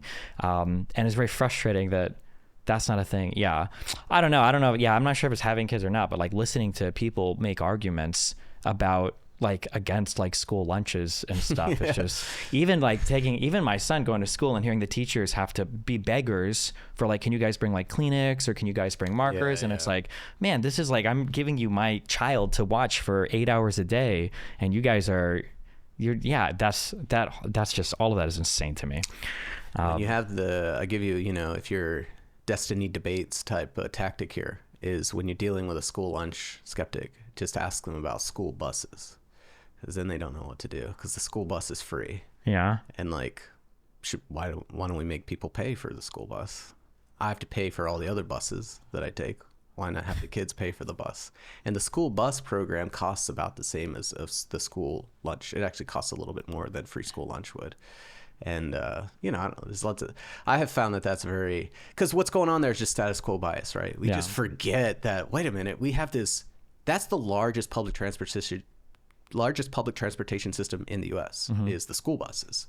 And it's just gone. Like, people don't even think about it. Once you've been granted a thing, you can't really touch it. It's very difficult. You can't touch it, and they don't even see it. Yeah. Like, they're like, wait a minute, we could charge fares for these buses. Like, that doesn't even occur to someone. It's like, well, of course not. We don't charge the fare for the bus. And it's like, well, why are you charging it for the food? You literally don't. Every other part of the education is this big bundle of things. Like when I was in high school, I played football, and I did the debate team. And like, there was obviously money involved there. Like, I didn't pay anything. I didn't pay for the pads. I didn't pay for whatever, the transportation to the debate. They all took care of that. You could charge for all that. You could charge for any number of things. You could charge for the Kleenexes, which essentially and for some reason, we don't really charge for any of it until you go to eat. And then they want you to give them like $2. Yes. $2. Like, this thing costs like $15,000 a year, and you want to give you $2 for lunch? And then it creates all this headache because you have to have this payment system. I know. Yeah. I got to refill the lunch card like every month. And it's like, yeah, it's insane to think that like I'm sending you to like an 8-hour camp every single day, or 5 days a week or whatever, but I have to give you a thing for lunch. Yeah, I don't know. Yeah, we're gonna hire all these cashiers. There was there was a report put out by, I think it was the CFPB, where they said that the payment processors that run the school lunch systems in most of these districts, they tried to figure out like how much they charge. It was something like $100 million a year, for just like swipe fees essentially. And it's like, whatever. That's not a huge sum in the grand scheme of like the U.S., but why are we giving credit card companies any amount of money for the food? Like, you could just give the food out. Yeah. And then you don't have to hire the cashier. Like, there's all this administrative costs. And like, for what? Because we want to make sure that if a kid doesn't come with money, they don't eat. Like, that's the goal. And so we have this elaborate payment system to facilitate that. It's just, it's deranged. Yeah. I agree. I had a thing in mind and it totally just slipped my mind. So for big policy changes, you mentioned welfare related stuff, especially around children. What are things you're looking forward to, not in a positive or negative sense, but just like, what do you think is actually going to happen in this upcoming administration? Do you think that Trump is actually going to tariff everything globally? Is that going to happen? I'm unclear on because there was some reports saying that they were constructing some bills to do that. I'm a little bit unclear on, and I probably should know this, but tariffs just haven't been a big thing since, the 20s or whatever. Is he able to do that unilaterally? Does he need a bill passed. I think that affects I think you a can lot. do some tariffs for up to like 15% if it's like if you say it's a national emergency thing, but that could be anything, and you might be able to extend them. Plus, the Supreme Court might let Trump do anything. Plus, who even actually knows? Although that's under the major questions doctrine, they might not allow him to reinterpret that way. But I'd say the more you have to push it through Congress, the less likely, obviously, that it's going to happen because. Whatever you think of, like, the Republicans, the tariffs are not good for local business either. Like, as much as you think about it, like, what's protectionist? Well, it depends on what business you are. If you're you take steel, well, if you're a steel maker, tariffing steel is good. If you're a steel user, which there's far more steel users in the U.S. than there are steel makers, and it's bad. So something you brought up earlier that's very frustrating, and actually it kind of applies to almost everything we've spoken about, is this concept of localized losses and generalized gains are always psychologically horrible. That if I could obliterate with a magical wand, Detroit's manufacturing, and I could lower prices across all of the United States by 15%, everybody would view that as horrible, even though the gain is like undeniable.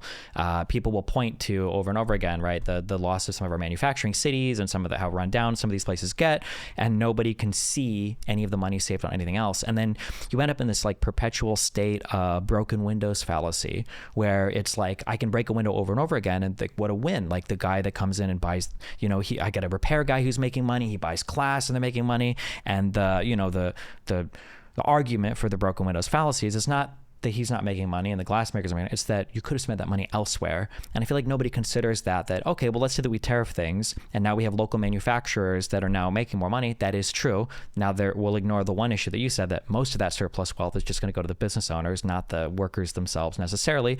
But also, you're paying more money for everything now. Everybody's paying more money in a regressive manner for everything, because I don't care if I've got to pay 2 times as much for a t-shirt. Somebody that shops at Walmart might.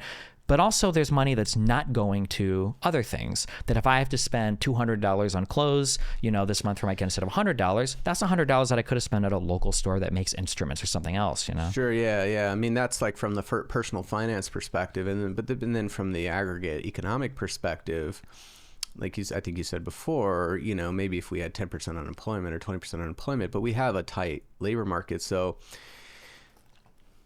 if you're going to reallocate production towards these industries that you're going to tariff, if that's the idea and it actually works the way you want it to, we're going to need to be pulling where you're workers. Taking from. Yeah, someone's got to go. Are we going to take them out of the child care centers? Are we going to, where we're having labor shortages in like every single other market. Yeah. So what are we going to produce less of? Now, that's not a thing you have to answer, because the market will figure it out. People will change the way they spend, and like it'll all suss out. But that's something you should think about, is that you're going to have to forego a lot of production that we're currently producing if you're going to reallocate all this labor. Sometimes that's good, sometimes that's bad. In this case, it's sort of, I don't know, That's another frustrating thing to me, is hearing and I know there's more like social cultural issues that play into it, but like in the same breath, someone will say, we have to do tariffs because people like Mexico, they're able to just basically hose us down on trade because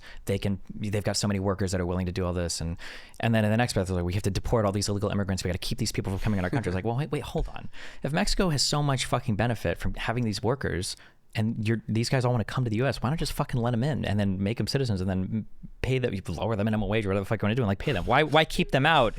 And they're so, these guys are such a threat to domestic manufacturing in that country, and they want to come here and work.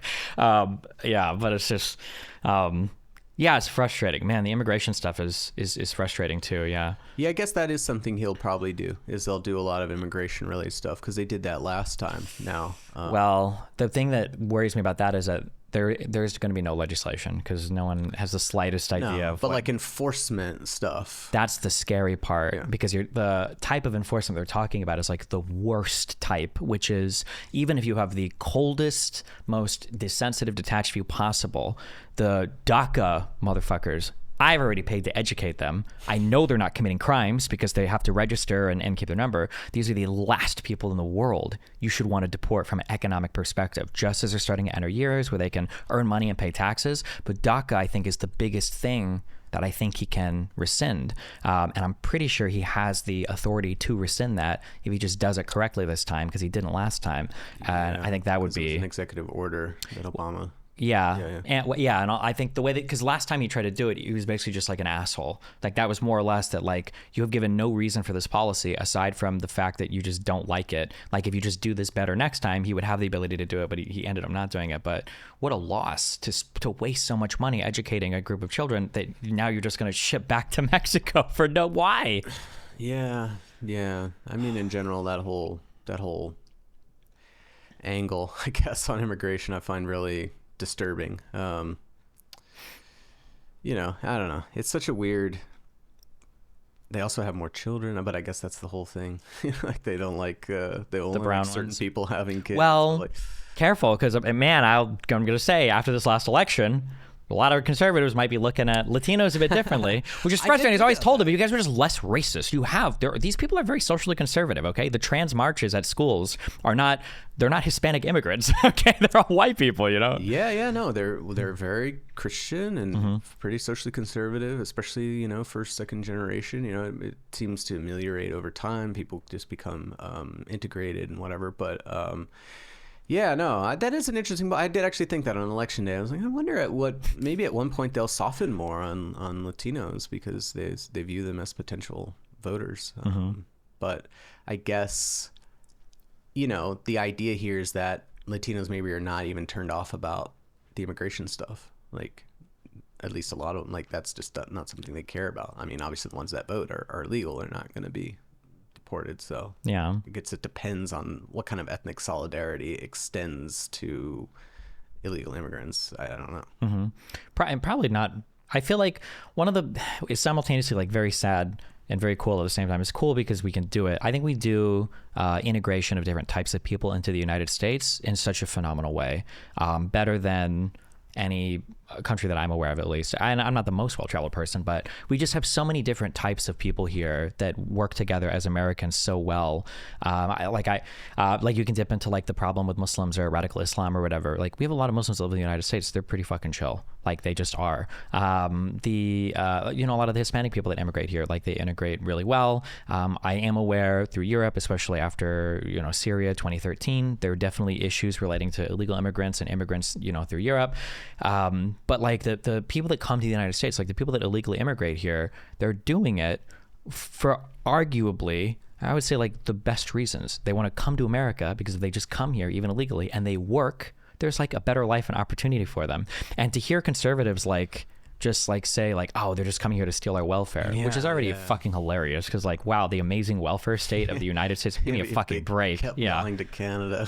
yeah, they wouldn't stop. Yeah. And then there's also like the meme of like the mythical immigrant who's simultaneously stealing your jobs and your welfare all at the same time. Yeah, no, it is, that is one of the interesting points in favor of the U.S. Obviously I tend to be more partial to Europe because of the welfare states that they have and higher degrees of socialization. But, as tough as it is maybe for some people to digest this, the U.S., at least internally, if you're not thinking about, I don't know, maybe foreign policy and stuff, that does seem to be less racist, honestly, than a lot of Europe is. And yeah, I mean, with the immigration, you can see this very clearly by comparing the employment rates, because the discourse in Western Europe is just so different. I mean, I guess it's not different, but it's there. It seems to connect to something that's real. I think something that's manageable, but that is that, yeah, if you look at the employment rates of immigrants in whatever, Denmark or Amsterdam, they're lower than natives. Like they have a much lower employment rate. If you look at the employment rates of immigrants in the US, they're higher than natives. So like we have the total reverse situation. And it's like, it's not even a problem to be managed. Like they come in and they work and they integrate and they can't take the benefits because they're not eligible for the benefits, because that's the other thing. It's like, well, what about like welfare shopping? And they're going to come in, like they don't even do that. So it's like higher employment, they're ineligible. I think the actual issue you have with immigrants, from a left perspective, is there's like an exploitation issue. Like, they're not full citizens. But like from the right wing perspective, you think, well, you're missing the boat here. Like, these people are full-blown second-class citizens, so all the things you're worried about can't even be true of them. Yeah, but then the politics gets in the way because they think that these people are like illegally voting en masse. Yeah, they invent like these guys are voting and they're claiming Medicaid, and it's like none of that's true. They come in, they don't make very much money, they have super high employment rates, and they kind of essentially make natives' lives a lot better. Arguably because of the exploitation, right? Because they're so underpaid, you know. But from your perspective, you don't even care about that. So instead, you have to invent a fully opposite view of what's going on here. And the arguments in favor are like so overwhelming, and so there are some that are just so like unintuitive. Like I don't even bother making it. Like I don't think I've ever seen anything contradicting. Cato publishes or at least writes papers a lot about this. The Cato Institute. Like I'm pretty sure illegal immigrants are even fiscally beneficial because a lot of them work off of like stolen Social Security numbers, so they're paying income taxes and stuff into systems where they can't get benefits out because they can't go to an office and show an ID and extract anything. And then also just by ages, right? Like these are working people that are of a, that one of the most disappointing things to me. And also like when you think of, it's so funny because conservatives will talk about, you know, supply side economics or they used to, not anymore. And it's like, well, one of your biggest economic inputs is your labor market. And there is like, there is a version of America where conservatives aren't insane that like, and I understand it would be a lot, but I legitimately, I feel like you could flip a switch right now and just have 20 million more citizens and you would unlock so much more potential. The 13 to 15 million illegal people that are here, you know, letting people in more freely. Like if people want to come and work, you know, our labor markets are already incredibly tight. Like it benefits everybody. Everybody is made better off for it. And then if you want to bring back your base level manufacturing, whatever, well, now you've got the, you know, the labor force to do it and fuck, like, why not? Yeah. Yeah, that's frustrating to me. And it's such a, you know, one of the big challenges you have, if you care about this, and I guess conservatives don't, but this is like questions of global justice, you know, like. Absolutely not. That's funny, though, that you think that. I focus so much on domestic policy, you know, like creating equality within the U.S., but there's always, of course, a question of, well, but the U.S. is a relatively rich nation. What about equality across the globe? And there's always like, you know, if you look at other countries, they'll have like a foreign aid budget and they'll want to say, we'll put 1% of GDP every year in the foreign aid budget. And, you know, there's some notion that you have some global responsibility. The U.S. is in such a sweet spot because to the extent that you want to say, well, we have some responsibility to the globe, but maybe not total, like we do need to think about our own country first or whatever. Well, how do we discharge that?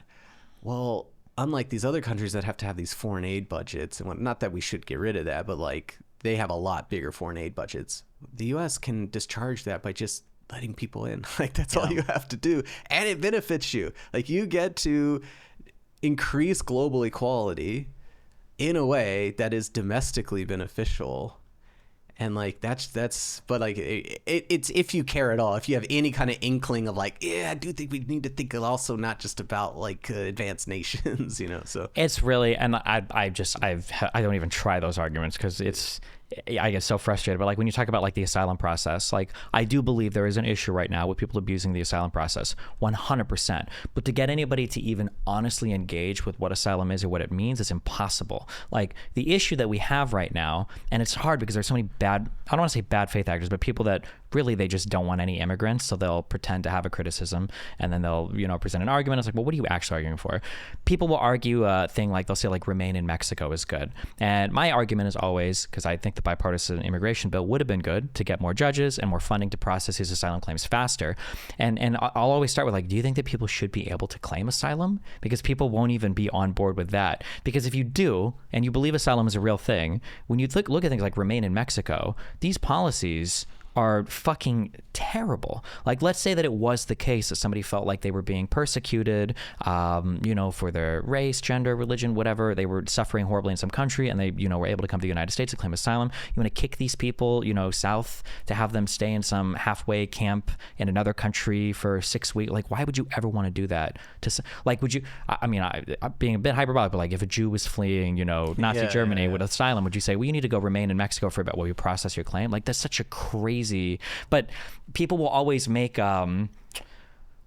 immigration. I talk about economics and immigration. I really just hate all the topics. When people talk about immigrants, the quickest way that I can always pick out if somebody is full of shit is if they interchangeably speak about legal immigrants, illegal immigrants, and then like people that have like temporary protected status, so asylum seekers or whatever. Anytime people are quick to use all of these interchangeably, I'm like, these are totally different groups of people that have totally different statistics in the United States in terms of how they participate in our economy. And deserve like totally different treatments. Like we have different responsibilities to these people. Like if you start talking about, well, like an asylum seeker, these people don't contribute economically. Chill. These are fucking asylum seekers. Okay. You don't go to the fucking ER and find out like if these people are clocking in at their job today. They're in the fucking emergency room. They're sick, right? You have a different set of obligations and everything. But that whole conversation topic is rotted. Yeah. It seems and maybe this was just Trump, but I feel like pre-2016, obviously there was a lot of talk about comprehensive immigration reform, but it didn't really take on this tone. It got really abusive really quickly, in a really weird way. And I know some conservative writers will say, well, like there's sort of anti-immigrant backlash across the West, and that's sort of behind all this far-right populism. But like I said before, the U.S. is exceptional in the way that it has dealt with immigrants historically and present, that it just...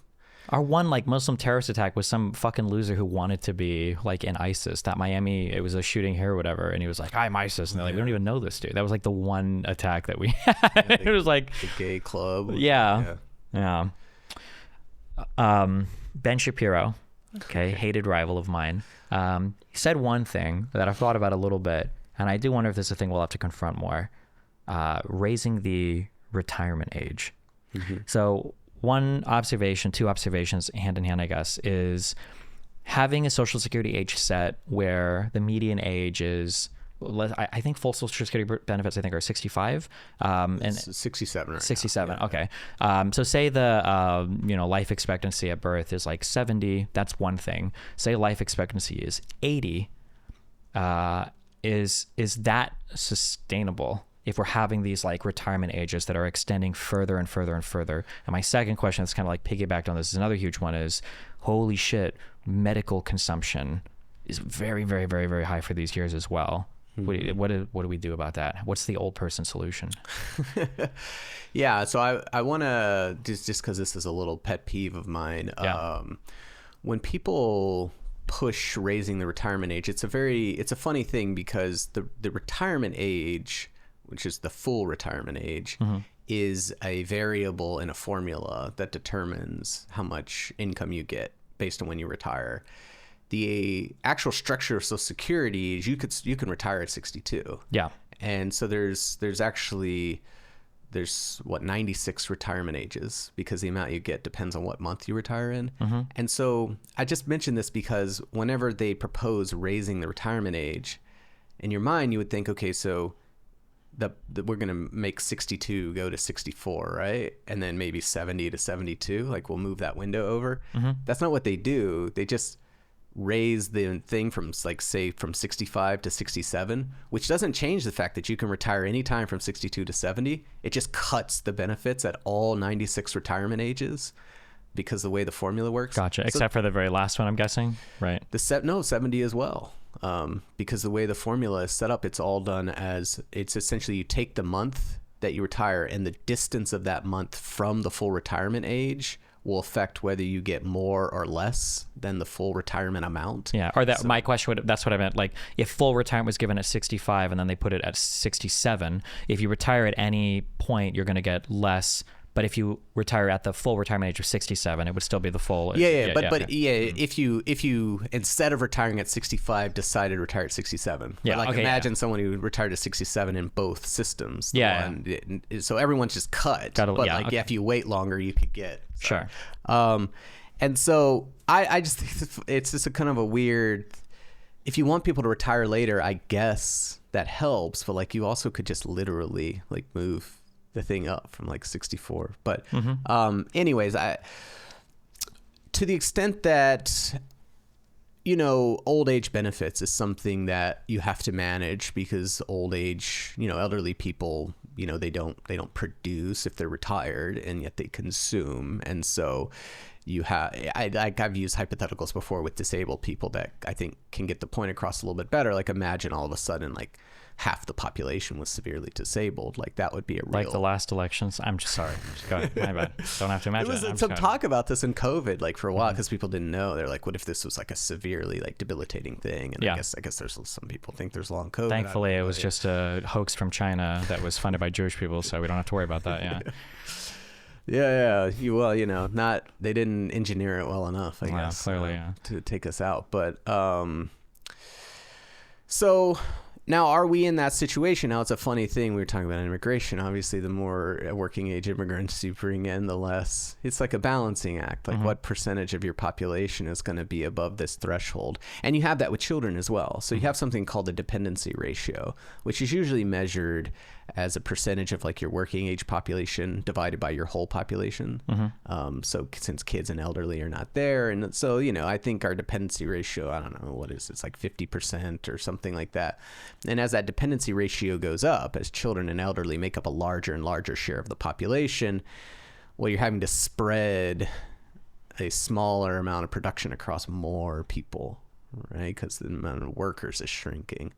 And that's just something to be managed. Now, there are countervailing aspects to this because as the economy gets more productive on like an hourly basis, you can produce more stuff. And so maybe that can offset the fact that the dependency ratio is rising. But to me, I think there is a practical thing. There is like an app, but aside from just managing ratios, there is the fact that retirement age was kind of like pegged at an absolute state, and the longevity is increasing like meaningfully. And then the consumption, I think another issue I think in the Lancet, I apologize if you were involved in this study. I don't know, but there was this atrociously horrible study that got published in, I think it was the Lancet, showing that like Medicare for all would save so much money. And the way that they had basically mathematically made that argument is they looked at the consumption of, they looked at the prices or the cost basically of administering Medicare. And they found that like the administrative ratio to healthcare ratio was like 2%. And then in the private market, I think it was like 10 to 20%. And then so they just basically did a simple math of like, look how much money we would save. And then obviously a ton of people came out to criticize this, and the prevailing criticism was, well, there's two huge things. One is Medicare has the Social Security Administration to help with like registering everybody. So that's a big administrative burden that's a little bit relieved. I think the study author said that, well, we kind of accounted for this, wasn't a big deal. But then the second thing was old people consume really expensive healthcare. So if I need to go in for cancer treatments, it doesn't matter what my administrative cost is. I'm probably paying a much higher percentage of my cost, or an overall a much higher percentage is being paid towards my healthcare. Whereas like for me right now, my guess is in my life, my healthcare costs, if I had insurance, would be like 99% administrative, because I'm not a big consumer of healthcare. So as people get older, they live longer, they're retired for longer, and now they're consuming a huge percentage of medical stuff. Is this like a thing you have a strong opinion about, or you've looked into, or do you think this is sustainable? Or yeah, I have seen this, because other countries, the distribution of healthcare spending across ages is not so skewed towards the elderly. Okay. And these are decisions that people are making about essentially end of life care. Yeah. And that gets very tricky. I think we have a much more absolutist notion that like, look, whatever the expense is, if it seems like it can extend your life even by a few months, like, we're willing to endure it. And, there was some push in Obamacare actually to try to get people to set these, living wills or something like that, end of life care directives. This idea that people might want to voluntarily opt out of some of that. I know. My mom called these death panels. I think panels. The rest. Yeah. Okay. Yeah. I forgot. I somehow forgot death panel, but yeah. So, I don't know if that's a possible path forward, is to have people more voluntarily make those decisions. But it's a tricky question when it comes to triaging like medical spending. For the time being, that's not when you look at why is U.S. health spending so much higher than other countries, it's not that the aggregate number of services, like just like denominated, like number of knee surgeries and cancers or whatever, is greater. It's the price of them is a lot higher. And then you have the administrative expenses and drug costs and whatever, like that drives that delta. It's not like aggregate health utilization per se. So I don't know. I haven't really seen that cited as like a huge issue, for getting costs down. Now that administrative thing, I'm familiar with this argument. I don't know how much you want to go into it because I think we disagree on this, and maybe we finally have some clash here. Sure. So yeah, the argument essentially is that, well, look, you're taking administrative expenses are very fixed on kind of like a per person basis, but the denominator is so much bigger for the elderly people because the spending's so much higher, and so it looks lower. But there were comparisons between Medicare itself, like the Medicare spending, and Medicare Advantage spending. So we have actually a really lovely comparator there because the Medicare Advantage plans are run by private insurers. You sort of opt out of the normal Medicare and you pay Cigna or United, whatever. So you can see, well, what are their administrative expenses? And their administrative expenses are right in line with other private health insurance. So they'll go up to 10, 12%, whereas Medicare is sitting there below 2%. The Congressional Budget Office did a study after the 2020 election, which was very frustrating timing because we had all these single payer debates, and then as soon as they're moot because Bernie's gone and like no one's gonna, they were like, all right, we've been working on this for a couple of years, we think we got it figured out, and they actually were addressing this question, like, okay, so what would administrative costs be if everything was Medicare? And yeah, on the one hand, elderly people, like they incorporate all this. And they actually found that the Medicare for all administrative expenses would be lower than current Medicare on a percent basis. And the reason for this is because we think about Medicare as being kind of this frictionless thing. You turn 65 and you just get it, and that's it, and it's free. And so there's a lot of paperwork you don't have to do. But that's obviously not true because you pay the Medicare Part B premium. So they do have to collect these Part B premiums. And that's like the majority of the Medicare administrative expenses is the collection of the Part B premiums. So if you were to get rid of that, which Medicare for All would, the Medicare, they're putting it at like less than 2%, like 1%, whatever. So they say that if you were going to go Medicare for All, the amount of administrative expenses in aggregate that you would save just from that would be 1.8% of GDP, which is a large, that's like 10% of health spending. Yeah, I was going to say there's an interesting phenomenon when you're doing research or when you're doing studies. People have this, you learn in a very basic experimental construction sense that like it's important to have good controls so they can measure variables. But sometimes what people don't realize unintuitively is you can end up controlling away the more interesting things. So one counter argument that I've heard to what I've just said, that I think there's a great deal of truth to it, because one of the things like, okay, well, of course the administrative costs are low, they're part of government, they get all this information from the other agencies or whatever, so that doesn't count. But like a counter argument is like, well, hold on, they do have that information. It does count. If they were to administer it, like they can use the government already. I heard, I don't know who, it might have been Medlock. Somebody argued about like, we should have universal basic income of $1 just so that everybody is like registered and like payments and distribution. He took that from me. He might have. Maybe he did. Yeah. During the COVID thing, I was like, here's some lessons from COVID. And one of them was we should have, I said $50 because you want people to sign up. They do not sign up for $1. We should just have that so that if we need in a pandemic to get the money out, it's so easy to just plug it in.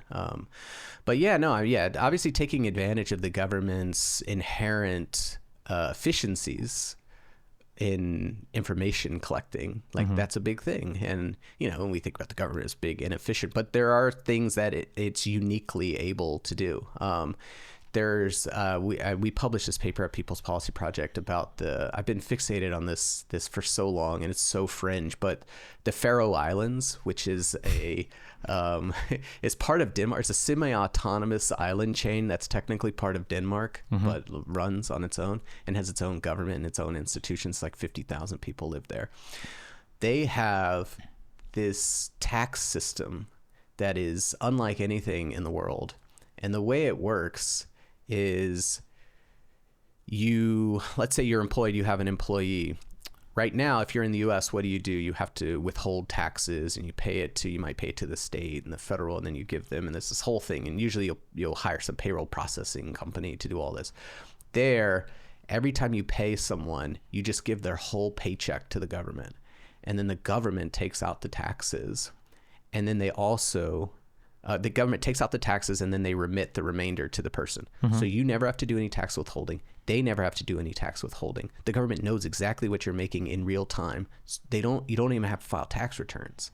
And then they also, in the process of giving you like your net amount, they also will fold in any of your welfare payments if you have like a child benefit or whatever. So it's all just perfectly integrated, and the government can manage all this. They know exactly what people are making. If there's some kind of unemployment thing that's happening, they see it immediately. Like it's just they're sitting on top of everything, and it's super efficient. Yeah. And like you would never be able to achieve that in the private sector because the private sector could not compel everyone to like participate in this system, you know. And even more, because actually I hate this argument, because the microsecond somebody brings it up, people say government is so bureaucratic and inefficient, and it's like, what the fuck company do you work for? Like, how many people working for a major company, right, are like, God, like, I love how efficiently we allocate our budgets. I've got like the best management, like the way that we do inventory and we don't waste any money. It's like, come on, like every large system, if you're looking hard enough, is going to have some amount of waste, some amount of inefficiency or whatever. But I mean, I guess we kind of brought this up or circled around this earlier, that like status quo stuff. One of my biggest complaints, I think it's a huge issue with like liberalism and globalism in general, is it's really hard to see when things are working, but it's very easy to see when something is broken. So yeah, you get these people that's like, oh yeah, government's fucked up everything and it's, you know, it's all horrible. It's like, you can be in a farm like 30 miles from a fucking city, and you can send a letter in 2 to 4 days from the post office. I was going to go with it. Yeah, there's so many awesome things that our country is able to do seamlessly without you even thinking about it for a microsecond. You take all of this for granted so much. And it's very frustrating. I can go into any restaurant and order food. I've got water fountain. All the water in the U.S. public municipalities, if assuming everything's working, is drinkable and clean. Like, yeah, but yeah, no, I use the Postal Service because the Postal Service is one of the most one of the wildest enterprises in. I mean, I know there are equivalents with like UPS and FedEx, but they don't cover all the addresses. But like you compare the U.S. Postal Service to postal services across the world, and just the sheer volume of stuff that they manage is unbelievable.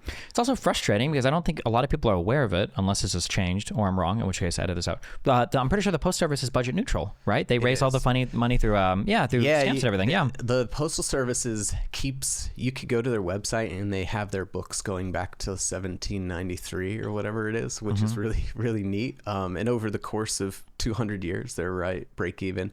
There was some discussion because for a while, there was a congressional requirement for them to pre-fund their retirement benefits out like 70 years in advance. And so in that period, they would book these like losses, but they were like fake. They weren't real losses. They were like, well, we didn't do the pre-funding.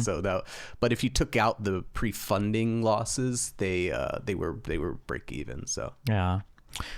I guess final econ question. What do you feel about the debt? How should we feel about the debt? The debt, you know, I'm sure you've heard this many, many times, but like you don't want to equate sovereign debt to other kinds of debt, whether it's corporate debt or personal debt. It's kind of an instrument of policy, right? The management of the macroeconomy is mostly what you have in mind. Now, I'm not someone who is like, there's some people that's especially kind of like the MMT inflected people who they want to be like, who cares about the debt? Like, I don't care about it at all. I mean, I have a more kind of old school, conventional, I guess maybe socialist, perspective, which is like, all things equal, I'd rather not be borrowing money that we then have to pay interest on, because that's just another form of capital income. That's what we hate. I don't want the government sending interest payments off to rich people all the time, like in increasing quantities. Like that's what the debt amounts to. Who owns the other end of the debt? It's people who have investable money, which are rich people. So tax the rich, don't borrow from the rich. But when you're dealing with recessions and stuff like that, if you want to I'm sorry, that was a really good point. I've never thought of that before. That's true. I'm sorry, I've never heard it phrased that way before. But if I have a rich person and I'm the government, I could either say, I need you to give me $10, or can I borrow $10 from you and I'll pay you interest on it in the form of a treasury bond? That's actually incredibly true. Yeah. That if you're selling debt, that is what's happening at the end of the day. Because a lot of people don't understand the connection between like the debt and the treasury or whatever. But at the end of the day, it's me giving you a bond saying like, hey, I'm going to borrow some money from you and I'm going to pay you back a great amount of this time. So if you're somebody that's okay with deficit spending, why would you not be somebody that's okay with a little bit more taxation? Would you really rather give money to rich people than take it from fund it? But yeah, sorry, I cut you off, but I've never heard it phrased that way before. Yeah. No, it's hey, I'm trying to, and it's like the long run is the rich wind up with more because they get the money back plus interest. I'm trying to do the opposite. That's my goal here. But yeah, but in moments of economic crisis and stuff, obviously deficit spending can be a way to boost the economy, and in a way that even like taxing and spending may be less so, because when you borrow from the rich, you take the dollar away from them, but then they do have a treasury bond which they could easily convert back into dollars if they wanted to spend. So like their liquidity is essentially unaffected. So like I think get bonds are cash equivalent, aren't they? They're treated as basically on corporate balance sheets. They're considered cash equivalents. Yeah. And I mean, effectively you can get cash for a treasury bond any day you want. But yeah, I don't know. Like to me, I'd like to see. I don't really like government debt. I don't see it as like a great progressive virtue, but I also it's not like some people have this idea that we're gonna default and the economy is gonna crash and things like that. I don't think that's a concern. It's more just like a distributive thing. I feel like it could be because we have that argument over, because our debt ceiling has to be negotiated because politicians like to argue about it, and you could say, well, no, we're not going to, and then you just decide to stop paying interest on it, right? If you choose to default, the government decides as a kind of bizarre policy decision, like we're like global tariffs on every single yeah, but like in that sense, like if you sort of like imploding your economy by choice, but like you can like Japan has a huge debt, it's like 200% of GDP or something like that. Like these things are manageable. I don't think they're ideal, but I don't think, again, it's like this idea that, well, the bill's going to come due and you're going to have to pay. It's like, well, you just roll the debt over endlessly, and like, people, I guess you could imagine, well, creditors are going to start to get worried that the U.S. government's not going to pay interest. Like, I don't know, will they? The U.S. government has always paid interest, but it's the most powerful country in the world. Like, I don't know. People mostly think U.S. government debt is safe. So it becomes more of like managing interest payments, because there's this quantity, but you never have to pay the quantity back. You just roll it over. So I think one of the frustrating fiscal realities, I guess two parts, is that one is that if you increase your spending, your government spending, and you don't increase your tax receipts, people will claim that you're just deficit spending to fund the economy, which to some extent is true. But if you just do tax cuts and you don't pair it with any government cuts, like in my mind, you're basically doing the same thing. So I don't like, for instance, that like Trump gets a lot of credit, for his economic policy from 2016 to 2021. And it's like, well, as all conservatives do, obviously he was just like massive deficit spending. Of course, like people say the economy grew. One, it was already growing under Obama. And two, of course it grew. He ran massive budget deficits. He gave a huge tax cut and he continued to spend money. What the fuck do you think the economy is going to do? Of course. Right. Yeah. A tax cut and a transfer are fiscally identical. They move money onto the household balance sheet, which is then spendable.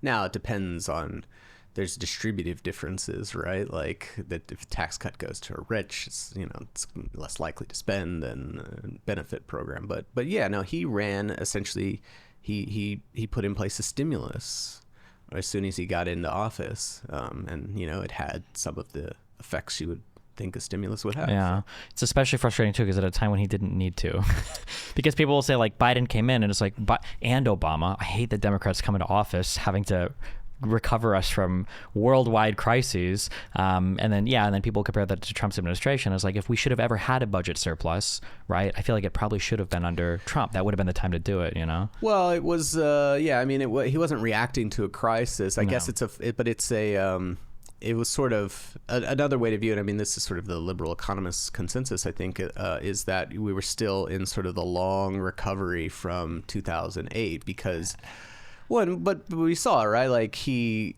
it wasn't as if he hit a wall on employment or hit a wall on inflation. Like those inflation stayed low and employment continued to rise. So there was still room to grow. But I mean, the economy was, I think from like 2012 to 2013, I think we were doing pretty good. I want to say under Trump, I feel like it was like 22% returns like year over year over year, like those last 3 years before COVID.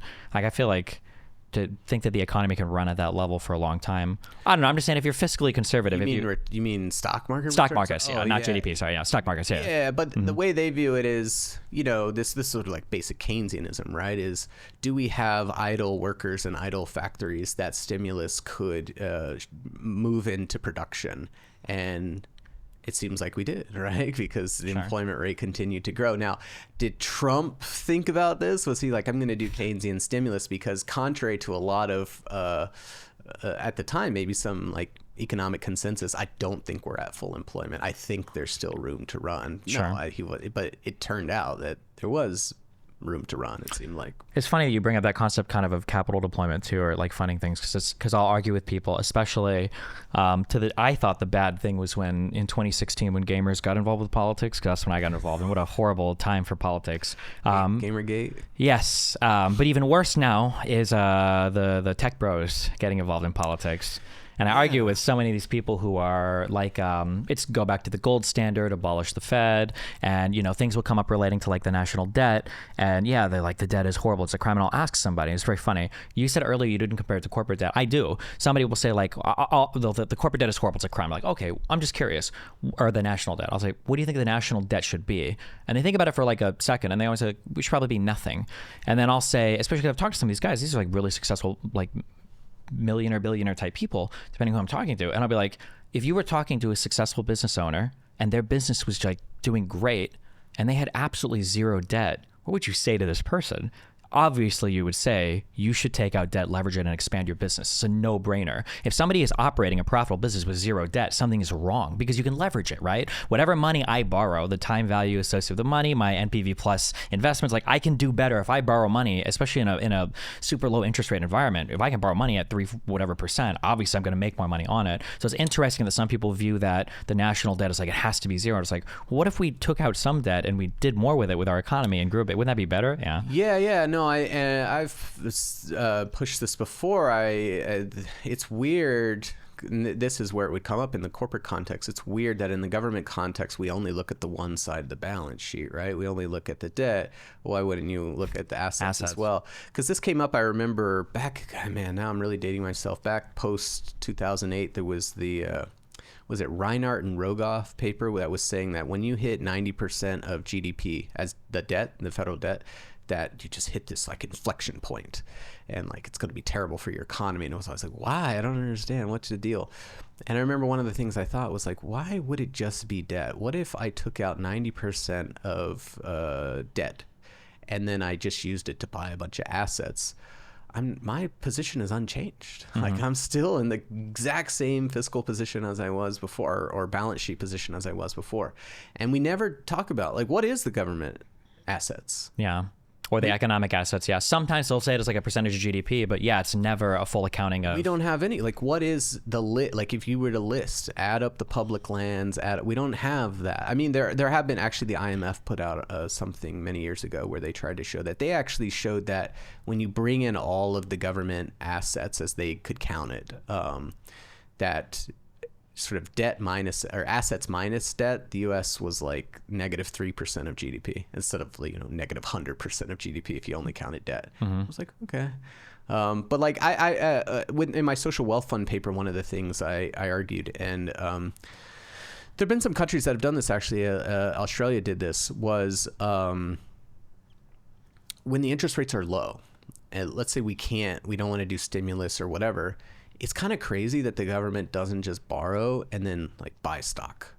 Because if you can get a debt at 3% and then you could turn it around and buy stock, which on average is going to generate 7-8%, and you're a long-term and you're an infinitely lived state, that spread is like free money. That's funny. That actually sounds a lot like in the corporate world. It sounds like a stock buyback almost. right? Where you've got like, you're sitting on extra money and you don't have any profitable ventures. It's like, yeah, fuck it. Yeah. Like, why not buy back stock in a company, or why not buy stock in other companies? Yeah. Or an acquisition. Yeah. Right? And that would be very business thinking, right? Like that would be one to be like, let's say you're a corporation that could borrow at 3%. Why wouldn't you do that and then acquire assets that you know are going to generate more than that? Especially when you think about the return on capital is something the government also kind of gets to affect, right? Because it kind of stabilizes the system and gets the economy going. So is it Canada or is it Norway that has a teacher's pension that's supposed to be one of like the most profitable funds in the world? Am I making this up completely? Profitable. There's like there's like a pension fund. Yeah, there's like a pension fund that's held by, I want to say it's like Canadian teachers or something, or maybe it might be one of the Scandinavian countries. The fact that you haven't heard of this makes me think I'm totally inventing this though. So, but I feel like the rate of return, I haven't seen like estimates of that. Norway has the largest social wealth fund in the world. Sure. But they have like a certain allocation. They're not, it returns like 6-7%, which is their goal. Like they have a benchmark index. It's risk adjusted, that's what they're aiming for. So, that one's very, very impressive just because of the sheer size of it. Sure. Although they cheat a bit because they also seem to stumble upon some ungodly amount of natural resources every 10 to 20 years. Which helps a bit, yeah. Well, yeah. I mean, that particular fund is fully from they discovered oil in the North Sea and then they immediately, I don't know, but I think about when people talk about socialism, they like to focus on like a country like Venezuela, because it's kind of a basket case and whatever. And the things that you say, why is Venezuelan socialist? And they'll talk about like oil and the PVDSA and like all this kind of stuff. And then I'm like, have you heard of Norway? Yeah. Because Norway found oil in the North Sea and immediately passed a law nationalizing the oil and saying this belongs to the state, and then creating a state-owned oil company to explore it, and then took the return on that oil and created a collective fund that they now all own together. Like, that's more socialist than what Venezuela did. It's just more competently run, So. Yeah. All right. Well, is there anything people are going to be mad we didn't fight over anything? Have you seen me give an economic take or anything crazy or whatever that you super disagree with? One thing, people, are you a means testing guy? Are you one of those guys? I had some people have suggested this at certain points. I am a big means testing guy. Okay. Although, like, the boring thing is that I feel like after talking to you, I feel like we're probably going to mostly agree. But like, insofar as people are under the assumption that funds are doled out in like a limited way and, we can't give money to everybody or whatever, I would prefer the funds to be allocated as efficiently as possible. And by efficient, I mean to the people that need them the most. But like there are different types of environments where I wouldn't really care as much. But go ahead. So because this is a hobby horse of mine as like a universal welfare state guy, I think that the people who propose means testing, I think they're literally mostly confused by like accounting, because the phase out that you use to implement a means test, right? So if you say, we'll give $1,000 to every kid, but when their family income exceeds $50,000, we will reduce it by $5 per every 100, 5% phase out rate, right? That's the same. That is the same thing as a tax equivalent, right? So if we're going to say every dollar you earn over. Oh no, you or Medlac has made this argument. I hate this argument. Okay, yeah. But I know what you're saying. It has to do with basically as your income increases, you're essentially putting these like really dramatic tax burdens on people because of the negative. Well, that would be like these benefit cliffs, like where the effective marginal tax rate exceeds 100% where you earn money. But I want to say it's important to recognize that when you do a means test based on income, let's say, usually that's done as a phase out. Sure. So you'll say, hey, whatever, every dollar you earn over this, we're going to reduce your benefit by 10 cents. And that's how we'll target it. That part where we're reducing your income by 10 cents for every dollar you earn over 50 grand, that's just a tax. Yeah. And you don't need to implement it as part of the benefit. You can just change the tax code. So a universal benefit, another way to put it is a means tested benefit can almost always be implemented as a universal benefit where you just take the phase out and you make it a tax instead. Yeah. So like I said, why I felt like it was probably boring. I don't think I necessarily disagree with you. It's just policy wise, it's a harder sell, I think. Like if I tell some, it's a psychological thing where you're like, people just don't get it. And it's a psychological, like if I say that I want to give, let's say that I have like $100 million for poor people, or I want to like allocate $100 million more to poor people in a state, it's probably an easier sell to say, if you qualify at this income, then you get $100 million versus, hey, we're going to change the tax code so that like wealthy people pay a bit more here and like poor people get a little bit more here. Like psychologically, I think it's just like a harder sell sometimes for people. But in concept, like in a perfect world where it's just like policy implementation, I don't think I necessarily disagree. I only argue for means testing because Americans are so obsessed with like the dollar price tag on a thing and the very particular way that like a thing is implemented, I guess. Sure. So I could see, if you say, look, people have this confusion such that they don't understand. They think of phase outs as reducing spending, right? Because we're not having to waste the money on the rich. And they think of taxes as well taxes. Yeah. And in fact, they're the same thing, but psychologically they scan different, and therefore, I mean, that's possible, right? Who knows? Yeah. That's what, that's a plausible argument. But I guess I always want to get across the technical superiority of this other approach, because it's not just that you would think, well, if they're equivalent, then why do you care?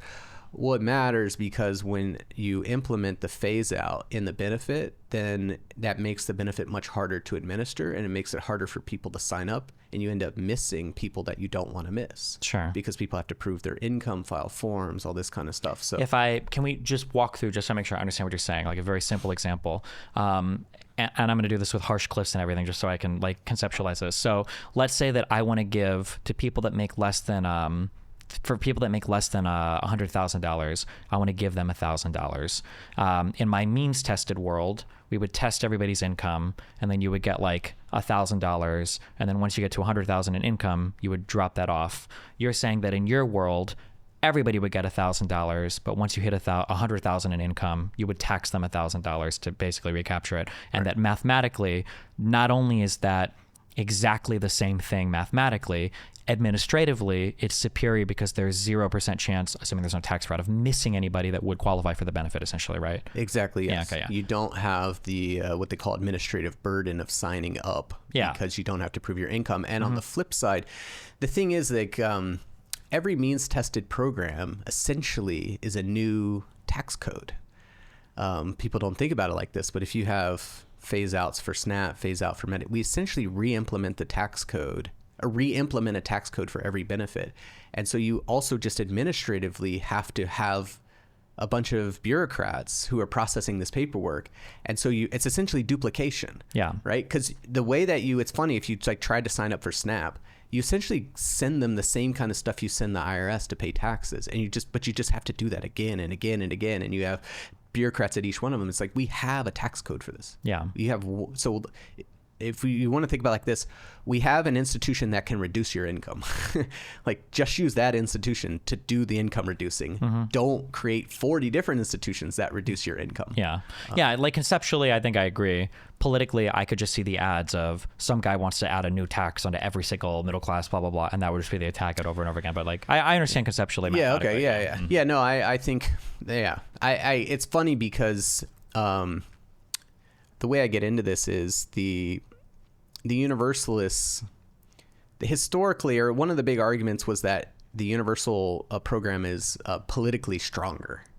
And this was, and it's like, who knows? I don't know. Like, you could see it. Well, everyone benefits, so whatever. And there was these papers that were written that were like, what's interesting is it seems like universal benefits like waste a lot of money, but when you account for the fact that they're politically popular, it actually may be better for the poor to waste some money on the rich and all this kind of stuff.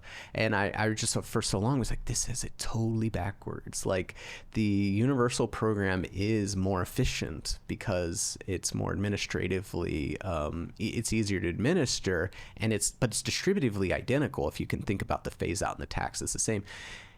The political argument is actually on the means testing side. Like, the universalist argument, the political argument for the universal benefit was like, yeah, it seems worse, but it's politically potent. It's politically powerful.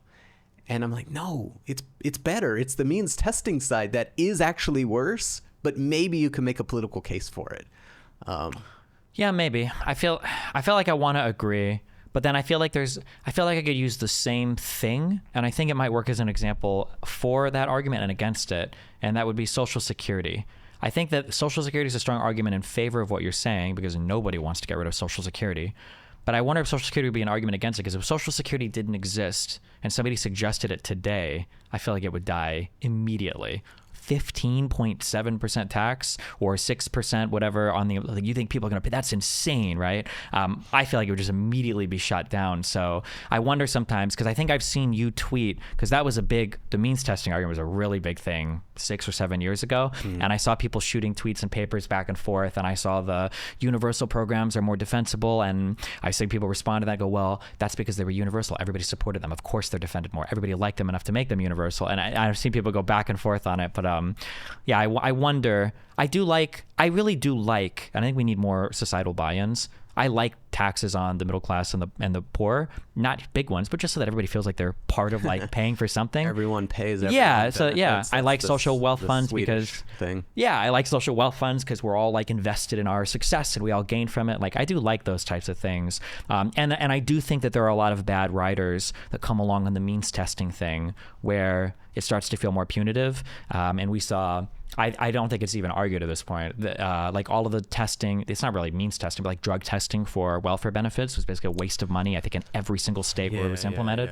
And it starts to feel like people are just, like trying to gatekeep on it, and it's not, like, well-intentioned. So, yeah. All those restrictions. There was one in the Build Back Better bill that really kind of shocked me, which was that in order to get the child care benefits, your parents had to pass an activity test. And, you could pass it by working. That makes sense. But then it included, okay, if you're not working, then what can you do to pass it? And one of them was be in drug rehab. Jesus. Just like, okay, so based. So so I have a kid, I'm in drug rehab, and I need to tell my child care center that I'm in drug rehab. Like, come on, man, that seems a little cruel. Like, let me do my drug rehab in privacy. I don't need to tell all my providers, the people who I buy things from, that I'm in drug rehab. But yeah, stuff like that is really invasive, and that often comes with the these kinds of programs. The more targeted it is, the easier it is to impose those kinds of restrictions, because we're invading their privacy, not my privacy. I don't even get the benefit. So yeah.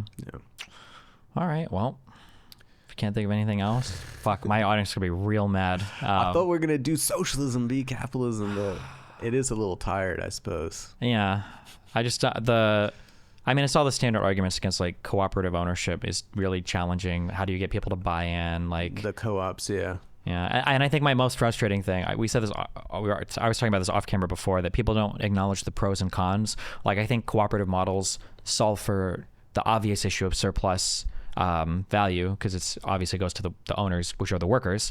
But I think people sometimes pretend that co-ops solve for everything. Like, climate change, we'd have co-ops that would solve for environmental damage. You're like, no. Well, it's just any kind of company could conceivably do that. Or not. Exactly. Yeah. Like, if you're a cooperative that does, like, fossil fuel work, you probably would argue against that a lot, right? Yeah. Right. What have you? This is an argument I use against the co-op people, which I'm not antagonistic to, but I prefer the social level of ownership. Is maybe this will help you. Is the profit? The amount of capital income that a firm receives is largely dependent on its capital intensity, and that really may not have anything to do with the workers that are in it. So when you look at, like, the publicly traded companies, you look at their financial reports, and you can derive, like, a profit per worker number, and it varies, like, vastly. So at the top, you'll have these real estate investment trusts, these REITs, where they'll have profits per worker that are like $1 million per worker, and then you'll go down to Walmart and it's like $3,000 per worker. You're like, well, in a co-op world, the people who work at the REIT now get $1 million extra dollars. And they're, like, basically property managers. And this is actually on that topic exactly, that's actually a question I have for this is stupid. First of all, there's this group of people, I hate them. They're called market socialists, okay? Because I feel like they just want to have... That's me. Oh, okay, yeah. You just want to have capitalism, but you want to call it socialism to be cool, okay? But you don't attach a huge normative to socialism, so that's fine. Does it count, okay, morally as socialism?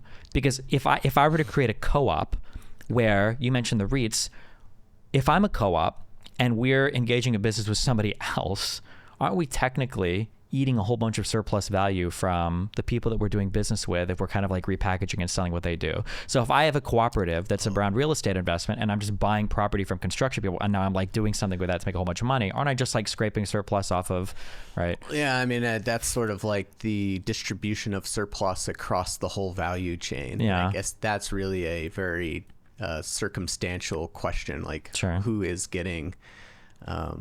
But as you climb up the value add, technically you're... Yeah, well, this becomes a problem in general. How do you know which part of the node of the chain added how much value? Like, we just assume that whatever they're paid is essentially the value that they added. So if my part of the value chain is getting 50% of the total money that's pumped into the chain, well, I did 50% of the value add. But Sure. it could be I did 40% of the value add and I just squeezed some other person. That becomes a very challenging thing. Something similar happens with...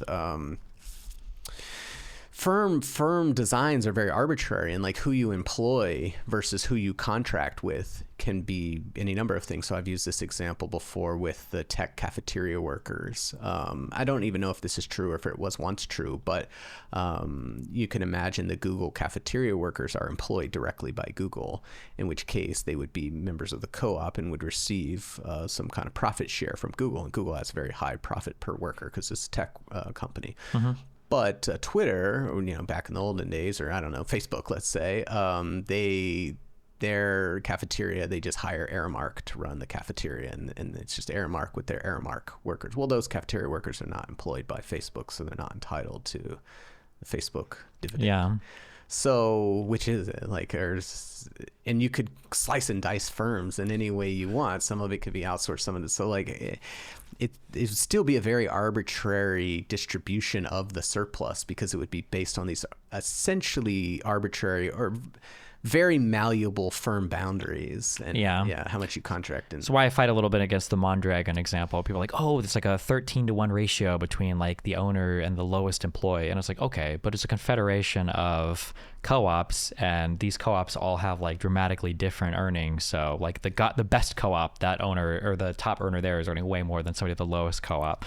But I mean, all to say like whatever. Yeah. Two quick questions.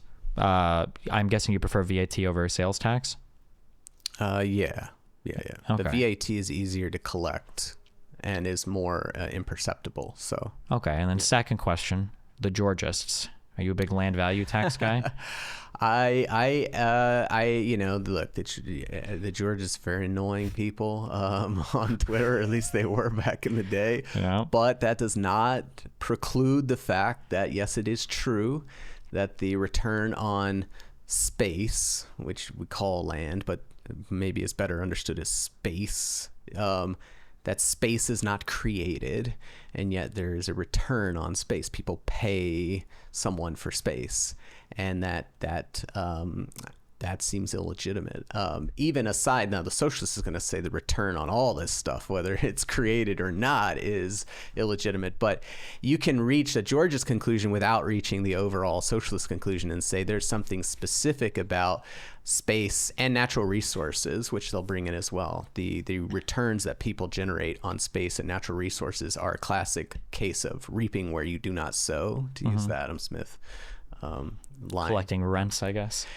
Yeah, it's just pure rent, and like people make improvements, but we can distinguish between like this building we're in right now. Obviously, the building was constructed, and you can, there's some return on the building, but the building also sits on land that's right by like beautiful body of water, and like that itself had value, but no one created that value. Certainly, the owner of the plot of land didn't create it. Yes, they're generating this return, and so that there's like definitely a moral or normative sense of like, even if you're not a socialist and you're just someone who thinks like, look, people should only get they should be paid for what they produce, and I'll even include capital income because you invested and all this kind of stuff. No one produces the rent of the land. Now, then there's a practical question of how do you collect that? Like, can you just essentially say, well, look, I think the market value of the rent for this land, if it was fully unimproved, would be X each year, and we'll just impose a tax equal to that. That does seem to, in theory, be correct. Like, you could do that. It wouldn't cause distortions. People would still pay that rent because they could then erect the building on it and get a return from the building. The tricky part comes in with who makes the decision of what the unimproved that always seems to be the biggest burden there. Because people won't even value current businesses or buildings like Trump had a whole tax thing over, did he value his property? Well, it's a political thing, and it's also like a empirically difficult thing. How do I know? I mean, maybe there was an unimproved plot of land that was nearby that was sold recently, and I can kind of use that as a comparator, but like maybe not. And so it becomes really more of just like something you administer, a way to like assess this rent, which I'm fine with as well. But that's where it can get a little bit.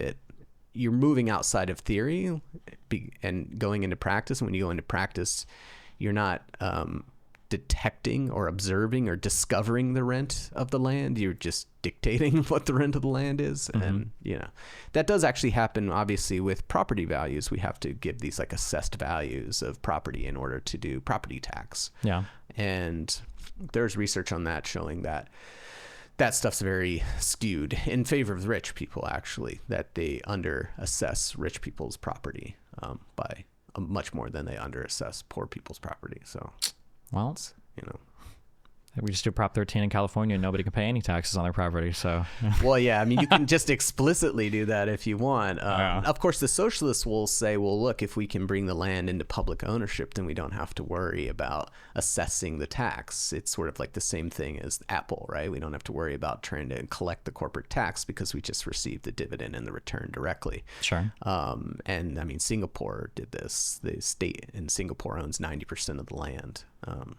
So that's the George's paradise. They also built 80% of the apartments, the state in Singapore. So now it's got other problems, I would say, but sure. It proves that you can do that if you really want to. So. All right. Well, hey, listen, I appreciate you coming on a chat. If people want to find you, and if you want to promote something, what do you got? Yeah, we got peoplespolicyproject.org. We got nlrbedge.com, and you can follow me on Twitter at Matt Bruenig. Cool. Thanks a lot. I really appreciate it. And hopefully we don't get into huge fights on Twitter in the future or whatever. Yeah. All right. Thanks. Thanks.